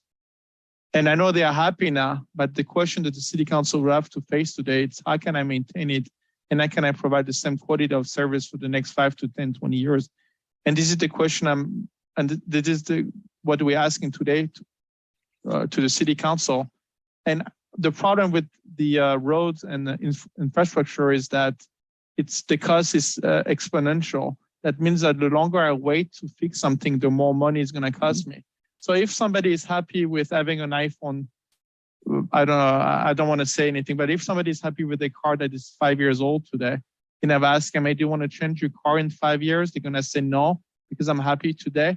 But the decision I have to make, I'm not asking you if you're happy with your phone, if your car today, but the question I'm asking is, are you going to be happy with your car in 10 years? And that's the reason why I need to know is because I have to budget for it. And the longer you wait, the more it will break and the more money it's going to cost you. So the challenge I'm facing today, I'm facing and acknowledging people that are happy with what they have. But they don't always know that the longer they wait, the longer they hold that car, it's going to run out of warranty. It's going to cost more and more money to fix on year 7 and 8. And ultimately, with inflation, if the cost of living increasing and material increasing, that car is going to cost them 3-4 times more in 10 years from now. And I don't think that the people who were asked those questions quite understood the nature of maintaining the roads in the city, meaning that you might be happy today. If we want to keep it like that, we have to have the money to spend it because, so I'm going to ask my question. Which questions were asked specifically to the people that explained them? How would they feel in 5 years if nothing was to be done and knowing the situation? I think we went through that sort of more of a sophisticated argument during the course of the survey. And I think your analogy to a car is an apt one and one that's often used for infrastructure needs in other communities. That level of detail, given we had a cap of 20 minutes and all these other types of items that we went through. Yes. Laid out in those specific terms on the infrastructure side. Yes, Kurt, if I might. It was in fact because it was so very important to us that we began to dip our toe into these issues, that we really tried to create a survey document that would not be a shelf document, but would be useful as a resource guide for the mayor and council. And we are delighted to hear these questions and comments, because I infer from the reactions that you are finding the information dynamic and helpful. I do want to give voice to the mayor and Mayor Pro Tem Murphy's comments about education, and to say that at a 2/3 requirement level, since we're talking about the infrastructure, in fact, it has been true that we've been successful for other clients that had results of this nature for 2/3 requirement infrastructure bonds with a 18 to 24 months, in some cases longer, preparation, that we have enacted those types of measures. But to the Mayor Pro Tem's point and your point, Mayor, it really does require a concerted, focused public engagement, public dialogue, and public education effort over time, with really key benchmarks built in and working backwards from future potential election cycles. So I want to validate and affirm what I've heard from a number of you tonight on this workshop. The power of education, obviously, when we look at these profound long-term infrastructure needs and the joy and satisfaction and confidence that people feel today, that type of dialogue really does need to occur over time. And frequently, given where we are in terms of constituent responses and perspectives, not necessarily a conversation that can occur within a ballot measure context specifically in a matter of weeks or months. I want to be very encouraging. Thank you. I understand. Yes, that education part is very, very important. And as we looked at the city's budget, any numbers came out to us, Ms. Lou, that showed us that we needed anything between $6 to $8 million for the next 10 years to be able to keep up our roads and infrastructure to the point that we need. Some people argue we need 5 million per year. Some people argue that we need 8 million. And I think a lot of people don't know about it. Yes. But unfortunately, I've been on the council long enough to be able to tell you that having 18 to 24 months to put educate people for measure ballot it's difficult. We can have a long-term goal of educating them to know exactly what we need, but the most we have is usually 6 to 8 months because of the structure of the election and the way everything is being done. And for us, expecting to educate them from 6 to 8 months is unrealistic unless we come with a long-term plan and we can do that. But that concludes my question. Councilmember Tev, you had your hand raised for another question before we move on to public comments. Yeah, I something that struck me was the 24-month preparation and trying to understand what does 4 or 5 months look like of education in something like this. One of the slides I wanted to just go back to was the thirds that you had, I think, of the city. Just so, I wanted to make this statement. It's kind of where I expected us to be, where there was a clear differentiation between people who didn't know, people who were against it, people who were definitely for it. Can you please go back to that first slide that Councilmember Tev is asking, please? And so my question is, this is us, right, to capture the swing vote, educate the consistent and the consistent yes, right? So our entire city really has to come together and understand this for a vote, right? What does that program look like over a 6 month, or I say 6 months, it's really 4 months process? I think that mail-ins are going to be coming in, and this is going to towards the end. I'm just trying to understand what this, to me, I feel that this is a responsible thing to do, something that we've been asking for quite some time. And it's important to put in front of our voters. But I do want to make sure that they understand it. I think that Catherine, your team has, and Kurt, your team has done a great job at the 20-minute. But to understand the details of this is a little bit more than that. So if you could give us a synopsis of what that would look like. I know it's a lot more to it than us just talking 20 minutes and really understanding whether this is going to be successful. I personally feel that we should be for voters. It's important. It's something that, in my opinion, has not been looked at. It's long overdue to be looked at by our voters and have this discussion. Could you shed some light on as to how much time this is going to take? What level of effort are we looking at? Yes, I think as helpful city manager, I will respond to that question. And I want to emphasize that the consulting team's goal tonight was to be very transparent, very supportive of the city, and to render our best professional perspectives. And please know that we are entirely supportive of whatever the mayor and council's final decision is. But to your point, council member, on what a public education effort would look like, and I know that what I say will resonate strongly with the mayor and council. Your city prides itself on robust communications with the public. So first of all, I would, as your city attorney has undoubtedly mentioned on past efforts, so the city, of course, has constitutional, informational, and education rights, provided that they are not advocacy or partisan in nature. It is within the city's right to educate the public on policy matters, policy reasons for putting a measure or measures on the ballot, other types of facts. Our organization counsels a multidisciplinary toolkit and approach.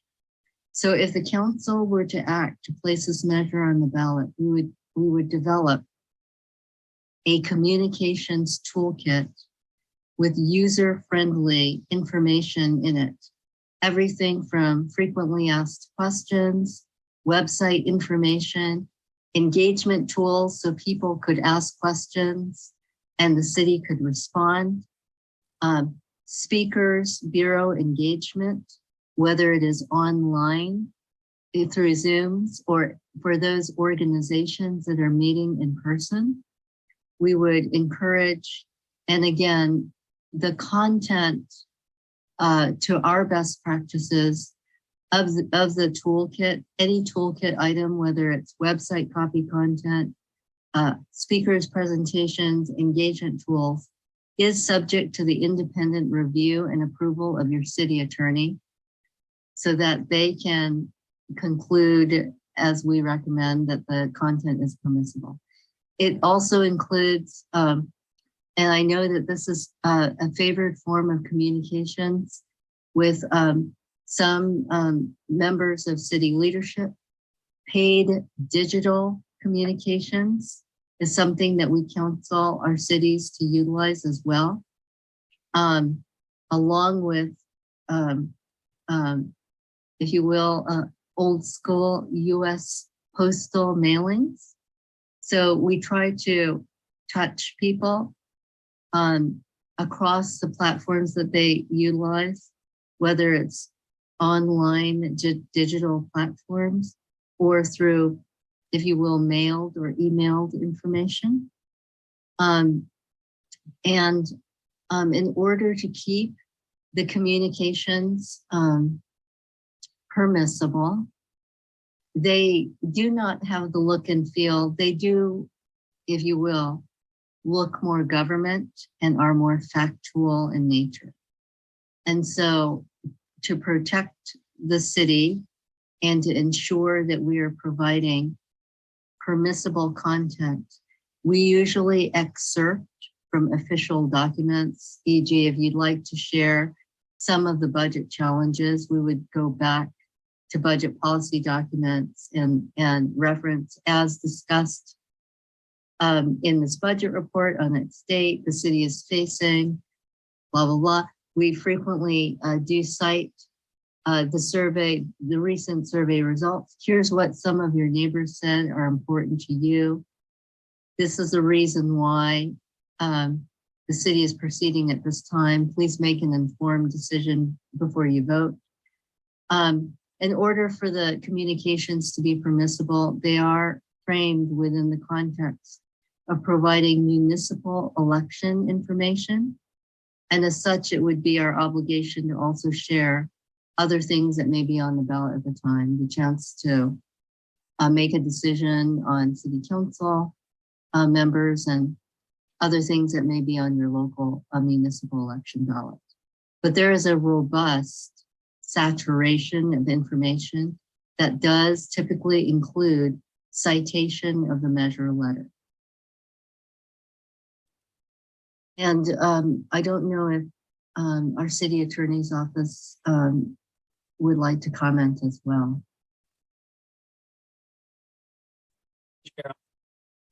The comments that were made, there are restrictions on the type of information that can be provided by a city. There's legal statutes that prevent and prohibit the use of public resources for obviously political purposes. So the information that will be provided to educate the public will be reviewed obviously by our office to make sure that it complies with all of those legal standards and requirements. But the overarching idea being that we're not running a ballot campaign. For example, we're not advocating for a particular outcome. We're just providing factual information to help voters understand what is being asked of them in the question that's being presented. So that's really the overarching kind of general rules. There are a lot of restrictions. And we could get into the nuances once if we were to actually look at specific literature that goes out in different types of materials, but we will be advising on that for sure, if we need to. Thank you. That was a great explanation. Councilmember Tave, any other questions? No question. Okay, then if I don't see any question from the council, I will turn it back to the public. But again, thank you very much for your presentation. And sometimes we are playing the devil's advocate and we are very appreciative. They want to thank you for everything you are doing, and we are learning together, and we are not trying to be mean or unprofessional to you. And I appreciate your patience with us. Thank you. Madam City Clerk, good evening again. I'm turning it back to the public and anybody who wish to talk tonight, please. Yes, good evening. We do have Rafael Menes. Good evening, Mr. Menes. Please go ahead. Greetings, Mayor, Council, staff, presenters, and members of the public. My name is Rafael Menes. I'm a resident of Pinole. A few questions and comments about this item. First off, I'd like to thank Mayor Pro Tem Murphy for his comments earlier with regards to the data being posted on the city's website. I'd like to ask the presenters board directly whether it be possible not just to have the presentation, but also the raw data underlying the presentation, such as crosstabs and so on, made available to the public for analysis. Secondly, I'd like to point out a few things that showed up within the survey itself on slides 8,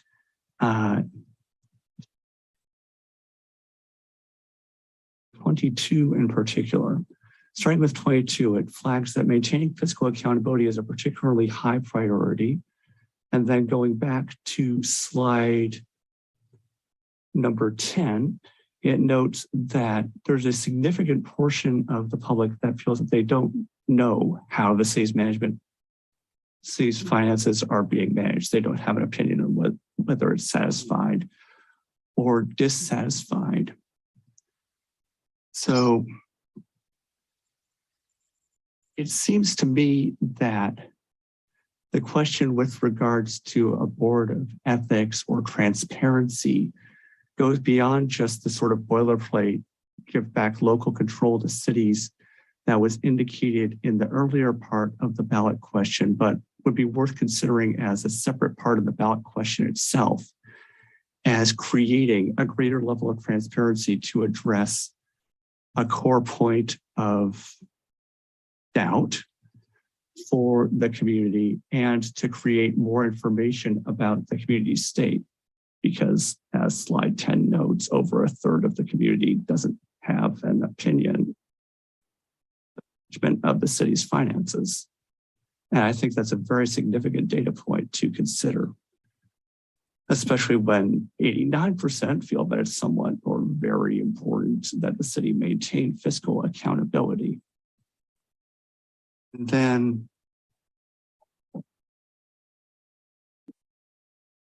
with regards, I think going back also to slide number 8, I'm curious more broadly as to why the somewhat serious problem wasn't included in the extremely serious or very serious segment, because I know that it's color coded as orange-ish, and that for some things, like for example, a lack of transparency in city government, it greatly shifts the overall view of a problem a thing is viewed if you include that segment or not. And then finally, I have a question about whether candidates running for office will be I able give you to 5 more seconds, please finish your use question. more advocacy in advocating for this measure than the city government as a whole would be. Thank you. Thank you. Mr. City Manager, have you noted the question of Mr. Menez? I noted some of them. Okay, so we will address some of them and we can address at a later time the other ones. What was the first question, please? Actually, maybe in reverse order, I'll ask the city attorney to respond to the last question, which was whether a candidate for public office can have a different, engage in different activities related to advocacy for a ballot measure than the city government proper can. So a candidate for office, not a public official, assuming if they're doing so in their capacity as a candidate and a private citizen, can obviously advocate for a ballot measure or for different, political views, in a very different way than the city government can.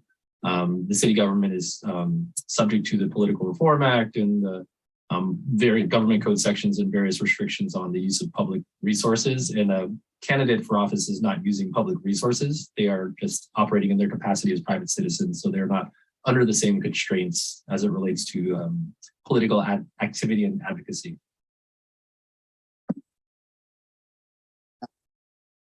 Thank you. And then actually, I think the other question got to a point that I'll ask FM3 and LEG to respond to, and that is that respondents indicated a high priority for maintaining accountability, but on the other hand, a number of folks didn't have a high degree of knowledge regarding the city's management of finances. And so I think the question was kind of what to make of those maybe seemingly paradoxical responses.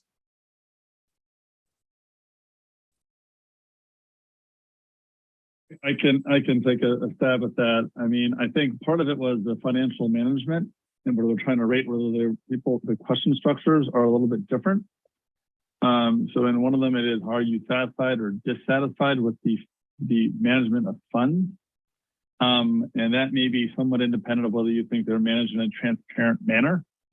So you may say, well, I know that the budget's published. I hear about it. I just haven't spent any time looking at it. I don't totally know how they're managing it, but I know that they're being kind of transparent about it. It doesn't seem like it's a problem. And so there's a slightly different, that would be how I would interpret the results, is that they're measuring slightly different things.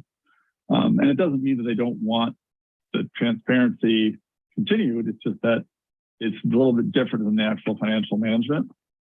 I'll quickly, I think that there's one other question about including these somewhat serious problems. I mean, when we look at questions like this, the bar is pretty low to say something is a somewhat serious problem. And on that particular slide, most of the items would be within maybe 10 points of each other, and it's not very useful. So what we tend to look at is the more intense reactions, because those tend to correlate with someone showing up to a city council meeting or somebody voting on a measure or whatever it may be. And so we tend to look, we skew the scale intentionally to have extreme lean vary on one end of it, because we're intentionally picking items that are at least likely seen as somewhat serious problems to a pretty good chunk of the electorate.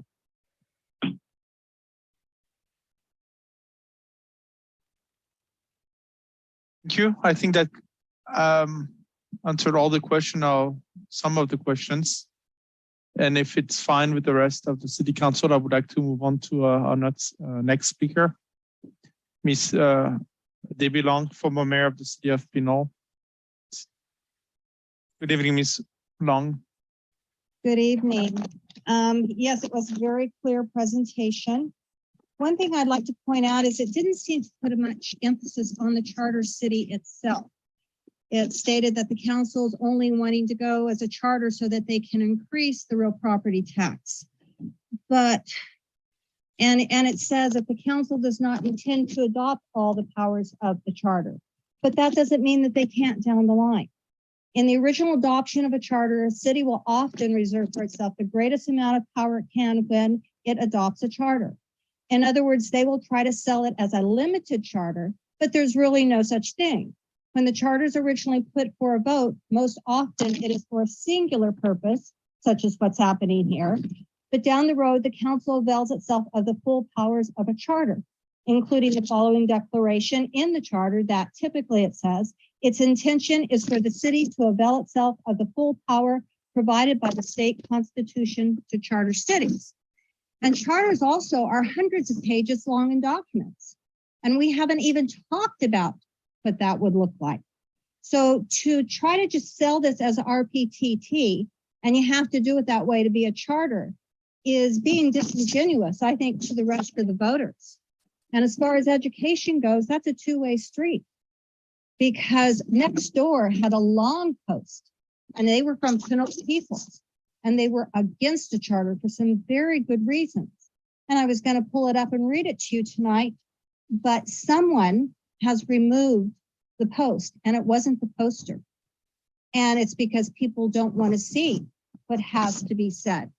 But I know that there are contingencies out there that are already getting ready to educate voters. So there will be pushback on a charter, and that's going to also reflect in these poll numbers, just as it was stated tonight within this poll. So I just think people need to be aware of the fact that the question that was asked doesn't even come close to being the powers that would be delegated to a city should this pass. And it's also been said that the RPTT will not fill the financial needs, that bonds are still needed to continue down that path. And that's why that was probably thrown in. So this is just the beginning, folks. And it's not, the whole story isn't being told, but we will, you know, I will be out there educating people about everything else that comes being a charter city. Thank you. Thank you, Ms. Long. That is correct. The city will be in need of $6 to $8 million, and this is just the beginning. But the reality is that we have to be proactive and we have to move forward. Otherwise, the roads and the needs of the city won't be here in the next 10 to 20 years. And decision we are making right now, a decision that are going to be for everybody in the next 10 to 20 years. But we have to start somewhere. I cannot just pull $8 million out of nowhere. We have to start somewhere, and we need everybody to work together. Mr. City Attorney, can I ask you a question very quickly here? Ms. Long pointed out asked some question related to charter cities and being the charter city, the charter being about 100 pages long. Is that correct? No, it's not very long. Only 6 pages, maybe less. Or Alex, okay. up in here. I believe it's a page and a half. And it states that based on the council's previous direction, I think back in February, it states that the only power of the city would be that of a charter, would be that to establish a real property transfer tax and no other purpose. That could be changed in the future if the voters decided to, but it's not part of the initial draft that we reviewed at the public hearing. Okay, so that would not be 100 pages, but I guess what she was trying to say, there might be some charter cities in the state of California that may have over 100 pages in their charter. I think she's probably what she might say in her statement, but this is not the case in that specific situation. And I think the other question that she was asking was related to the power delegated to the city of Pinole. Can somebody elaborate to that comment, please? Yeah, so as directed by the city council, and again, we have yet to produce and kind of discuss the actual charter measure, but what's been previously directed to staff is to both to poll, the survey standpoint, the interest in becoming a charter city for the sole purpose of enacting and adopting a real property transfer tax. That was the survey question that was presented. It was written in that very narrow way because the idea was that at least as directed previously, the sole purpose of becoming a charter city in the ballot measure that would move forward, if it were to move forward in November, would be to enact a real property transfer tax or have the flexibility of increasing the real property transfer tax. So Ms. Long is correct in that there are a number of different powers that are available to charter cities, but those would have to be included in the actual ballot. That would have to be a part of the charter. And that's not what's being proposed here. So it's the short answer. And thank you. And I will also let our consultant to respond if they want to. But another question that was brought was about the lack of information about what the charter city was in the questions that was being asked to the people. I think she pointed out the fact that we're more informing people about the rate at which they will be charged for the real estate transfer tax, but not informing them enough about what the charter city was. Can you please, Katrina, can you please elaborate on that question, please, or answer? Yes, in fact, the purpose of the study was to evaluate respondent interest in a charter and RPPT measure or not. So we do feel that a sufficient test was provided to assess the viability of both of those concepts. Okay, so efficient definition of what a charter city was provided. And I do remember looking at one of your slides and the definition of a charter city was provided. Yes. On it, that is correct. And again, I'm not trying to argue or start an argument with anybody here. I'm just trying to have those questions answered. Do you have any anything else that needs to be added to what Ms. Long stated here? By anybody? No, perfect. So I would ask to Madam City Clerk, do you have any person from the public who wish to talk here? We have Debbie Long has her hand raised. So this is not a debate, but I know that you are passionate about this. I will give you 1 minute, Ms. Long, to come back and express yourself. 1 minute back to Ms. Debbie Long, please. Thank you. And I'm not meaning to debate it. I just know, like, I think it is Vallejo has a 300-page charter, and I'm wondering if when you adopt your charter, it becomes part of what the state gives over to charter cities. That's what I'm actually wondering and what that might look like. And also it was something that Mayor Pro Tem Murphy said when he talked about the National Civic League, if they had been contacted, because he said charter cities worked around ethics. Well, that makes me believe that down the line, at least, someone is looking at to more in a charter city than increasing the real property transfer tax. So that was why I also included that. I just wanted to be clear on that. But thank you. We don't need to debate now. You're correct. Thank you, ma'am. Mr. City Attorney, I don't know what's going on with Blair. 100 pages. I'm not familiar. I haven't reviewed the City of Vallejo's charter. I am familiar with many cities in their charters. Some of them are very long because they've adopted measures to waive out of the public contract code in various things. The charter that we will be proposing is very explicit that the only change that will occur is the city's ability to adjust the real property transfer tax. And there's actual language in the draft charter that we'll be proposing that explicitly states that the city will maintain all of the existing rules that are provided for under the municipal code. The city will maintain the city manager form of government. So it reiterates and reinforces all of the existing governmental infrastructure that exists for the city of Pinole. And it's just, very direct. This is the only purpose for which the charter measure would be brought forward, just the adjustment of the real property transfer tax. We would make sure that that is clear, unless obviously the council directs otherwise. And that's just remains to be seen. And thank you. And their next item was related to the ethic from the National League. I don't know if anything needs to be added here. Sorry, nothing to add on my end. Okay, thank you. City Manager, do you have anything to add on that? My understanding of the dialogue around an ethics commission was that, as it's been mentioned by members of the public and council members in conversation related to the charter city, is that if there is concern about an expansive set of powers of a charter city, one way to exhibit some additional control over a city's affairs is to establish an ethics commission. So it's an additional accountability and oversight option for a city that decides to move to a charter city. I don't believe I heard anybody say that that's a way to skirt ethics if you have a charter city form of government. That's not the context in which it's been discussed by members of the public or members of the council to this point, as far as I can recall.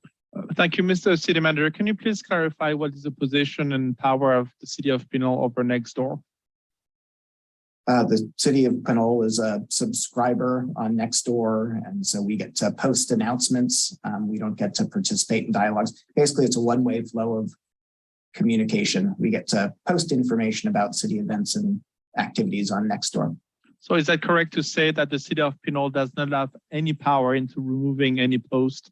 But not as far as I know. In fact, we don't get to view dialogue among neighbors in Nextdoor. Again, as a public agency, we have a pretty specific and narrow way to participate in Nextdoor, which is to share information. That's my. Thank you, Councilmember Martinez. When you wanted, I will conclude those questions and I will turn it back to comments. And Councilmember Martinez, Ruben, I will turn it back for you as part of the comments. Please go ahead. Thank you. Now I have a question that stems from something City Manager Murray mentioned. This ethics commission is independent of whether a city or the desire for one or interest in one, and if the city even goes the direction of having one, is, as I understand, independent of whether it maintains its current status or whether it becomes a charter. Or a city can have any kind of commission. Isn't that correct? Yes. Yeah. Thank you. Okay. Thank you. That concludes questions and comments, and I will turn it back again to you, Councilmember Martinez, Ruben, for comments related to what we discussed tonight.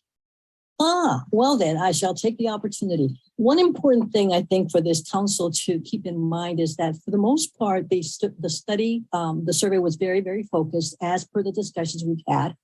The additional piece related to a ballot measure, as our consultants mentioned, was not studied as in detail as the other aspects of the study.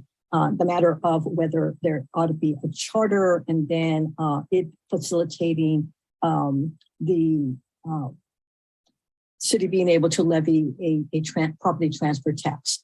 And I think we have to keep in mind that as a council, that a lot of the discussion and staff recommendations that we have seen over the past 2 years, in my recollection, is that the city indeed has insufficient funds to cover deferred maintenance of capital assets. And those are the streets, the sidewalks, the parks, the city buildings, and primarily that, as well as other post-employment benefits like medical insurance coverage for our employees and retirees.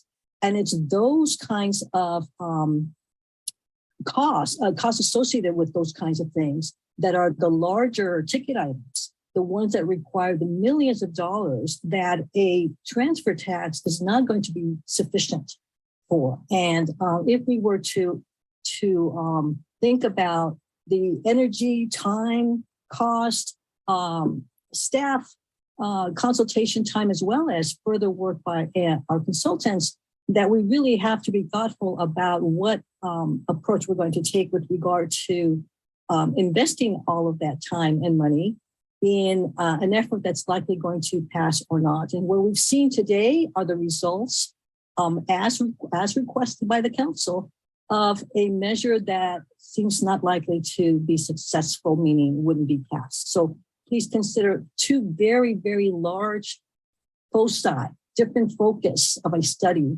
that would allow us to see better how successful consideration of a ballot measure related to a bond would be among our constituents. And if I said misstated any of that, please, Ms.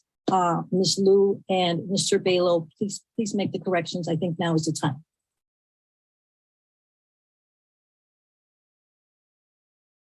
Thank you, Mayor. I don't think either Curtis or myself have any further comments.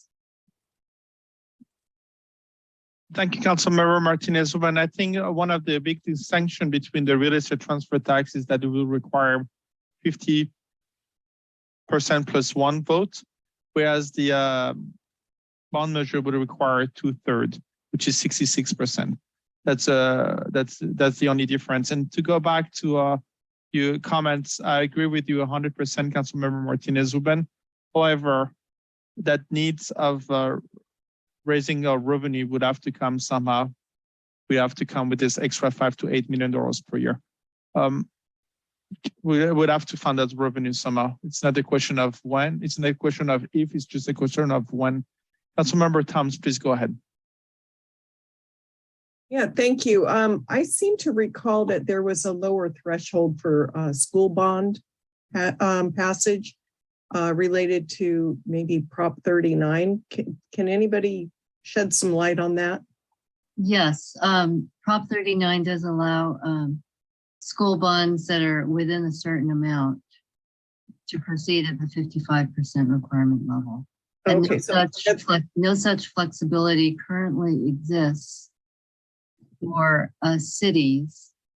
There is a litigated potential exception to that rule for those that are qualified through a citizen initiative, but that is still in flux in terms of its permissibility. But at this moment, one should presume a 2/3 requirement measure threshold for a street and infrastructure bond if placed directly on the ballot by a city council. Okay, but if there is a voter initiative or a community initiative, there's a possibility of a 55% passage? Or yes, there are some moving parts. There's been, and your city attorney may wish to comment, some recent litigation that validates that potential option. But there is a Taxpayer Protection Act, which had been planned by the Business Roundtable and Jarvis Taxpayer Association for this coming November 2022. They have deferred placing on the ballot, but are considering a future election where the prohibition of a citizen qualified initiative at the 55% requirement level in the city's case could be grandfathered in that future measure. So a little bit too much to get into the weeds on tonight, but the facts as we know them today are if it's directly placed by council 2/3 requirement, there appears to be some room for citizen qualified measures going at a lower threshold. Okay, thank you. And I just wanted to state why I'm asking about a bond measure versus a real estate transfer tax is that a real estate transfer tax is only hits a buyer and a seller, whereas a bond would hit property owners. There's more of a nexus for the expenditure of tax revenue. It's split, more equitably among the users in the city, whereas the other cases, and the real estate transfer tax is not. I just wanted to explain why I was asking that question. Thanks. Thank you. I will turn it back to Councilmember Tave. I'm in favor of the transfer tax. I just had a question about the charter city component. Is that 2/3 or 51%? It's a simple majority requirement threshold. Simple majority. I just think that this tax is the least amount of impact to Pinole citizens. Unless you're selling your home, and again, I've said this at other meetings, that there's a business transaction at that point.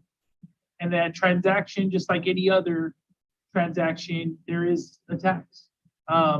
If it's something at your local, store or whatnot, whether it's, alcohol sales or, Target purchases or whatever, there's always a tax, right? I just think that this is a good way for us to, and it happens to be the only tax that we haven't looked at.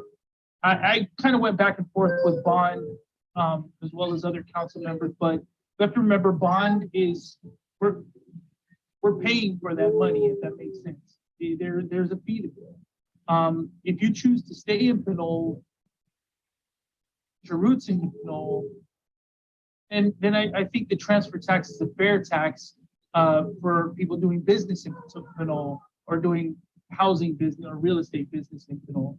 And I think that's fair. I think that it's a little unsettling to me that other cities around us have had that extra revenue for years on end, forcing Pinole to be in a position where we're, conservative with our money, which is a good thing.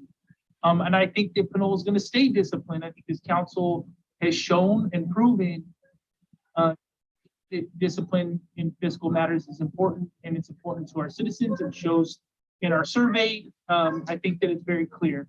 I just want to say that I think the transfer tax requires this discussion. This is part of us being democratic in the first place, to have these debates outside of this council.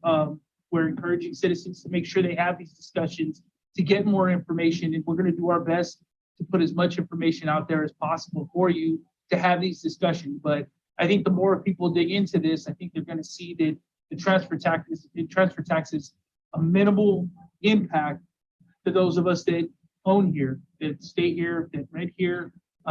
It's a tax that I think is going to show benefit for years on end. I think it's important to note that for the people watching this, that the transfer tax, as the economy goes up, we're able to keep pace with that as prices of homes go up, are bought and sold. As it goes down, we're also going to be able to keep pace with that. But over a long term, I think that we'll be able to stay with the market as far as revenue goes from the transfer tax. And that's important for us to know going into this. So I think this workshop was great. I think it was a great start for us. And thank you to Catherine and Kurt and Robert as well for putting this together.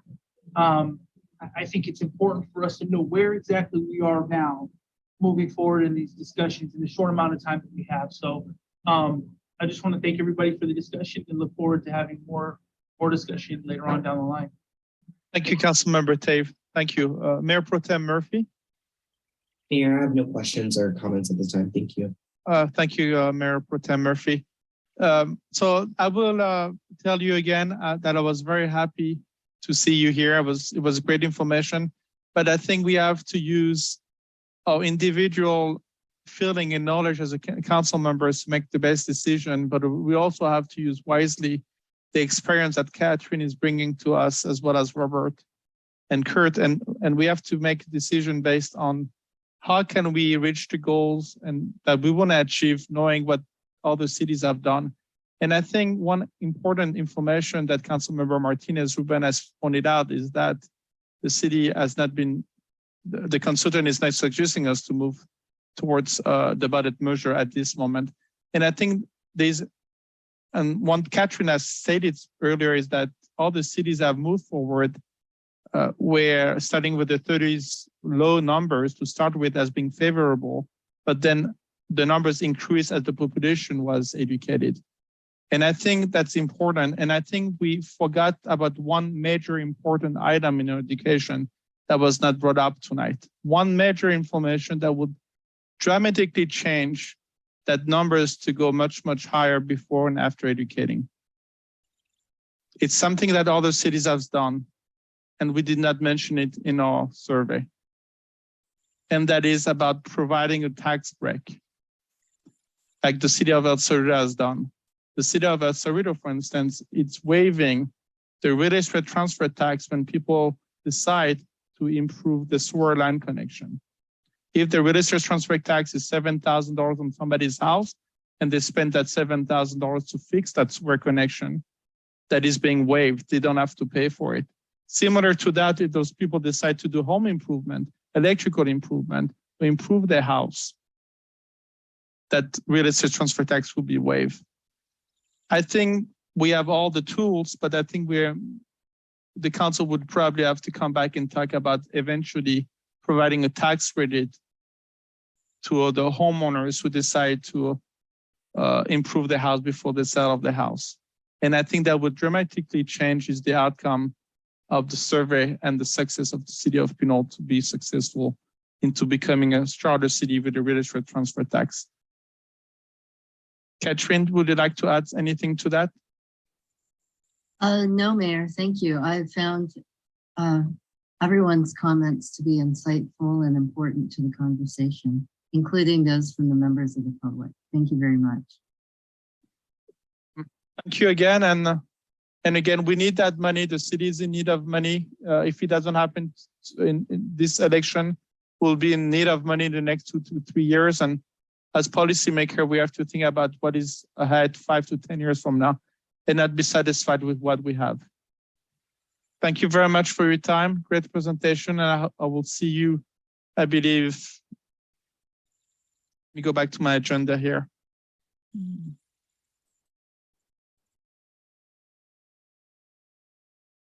At the next city council meeting, I'm sorry, I will close item 5A. And then I will move on to item 6, which is the adjournment to the regular city council of June 7, 2022 in remembrance of Amber Schwartz. And that next meeting will be on June 7. And I have a special memory for Amber Schwartz and her family. Amber disappeared on June 3rd, and that will be before next city council meeting. Thank you very much and have a great evening. Bye.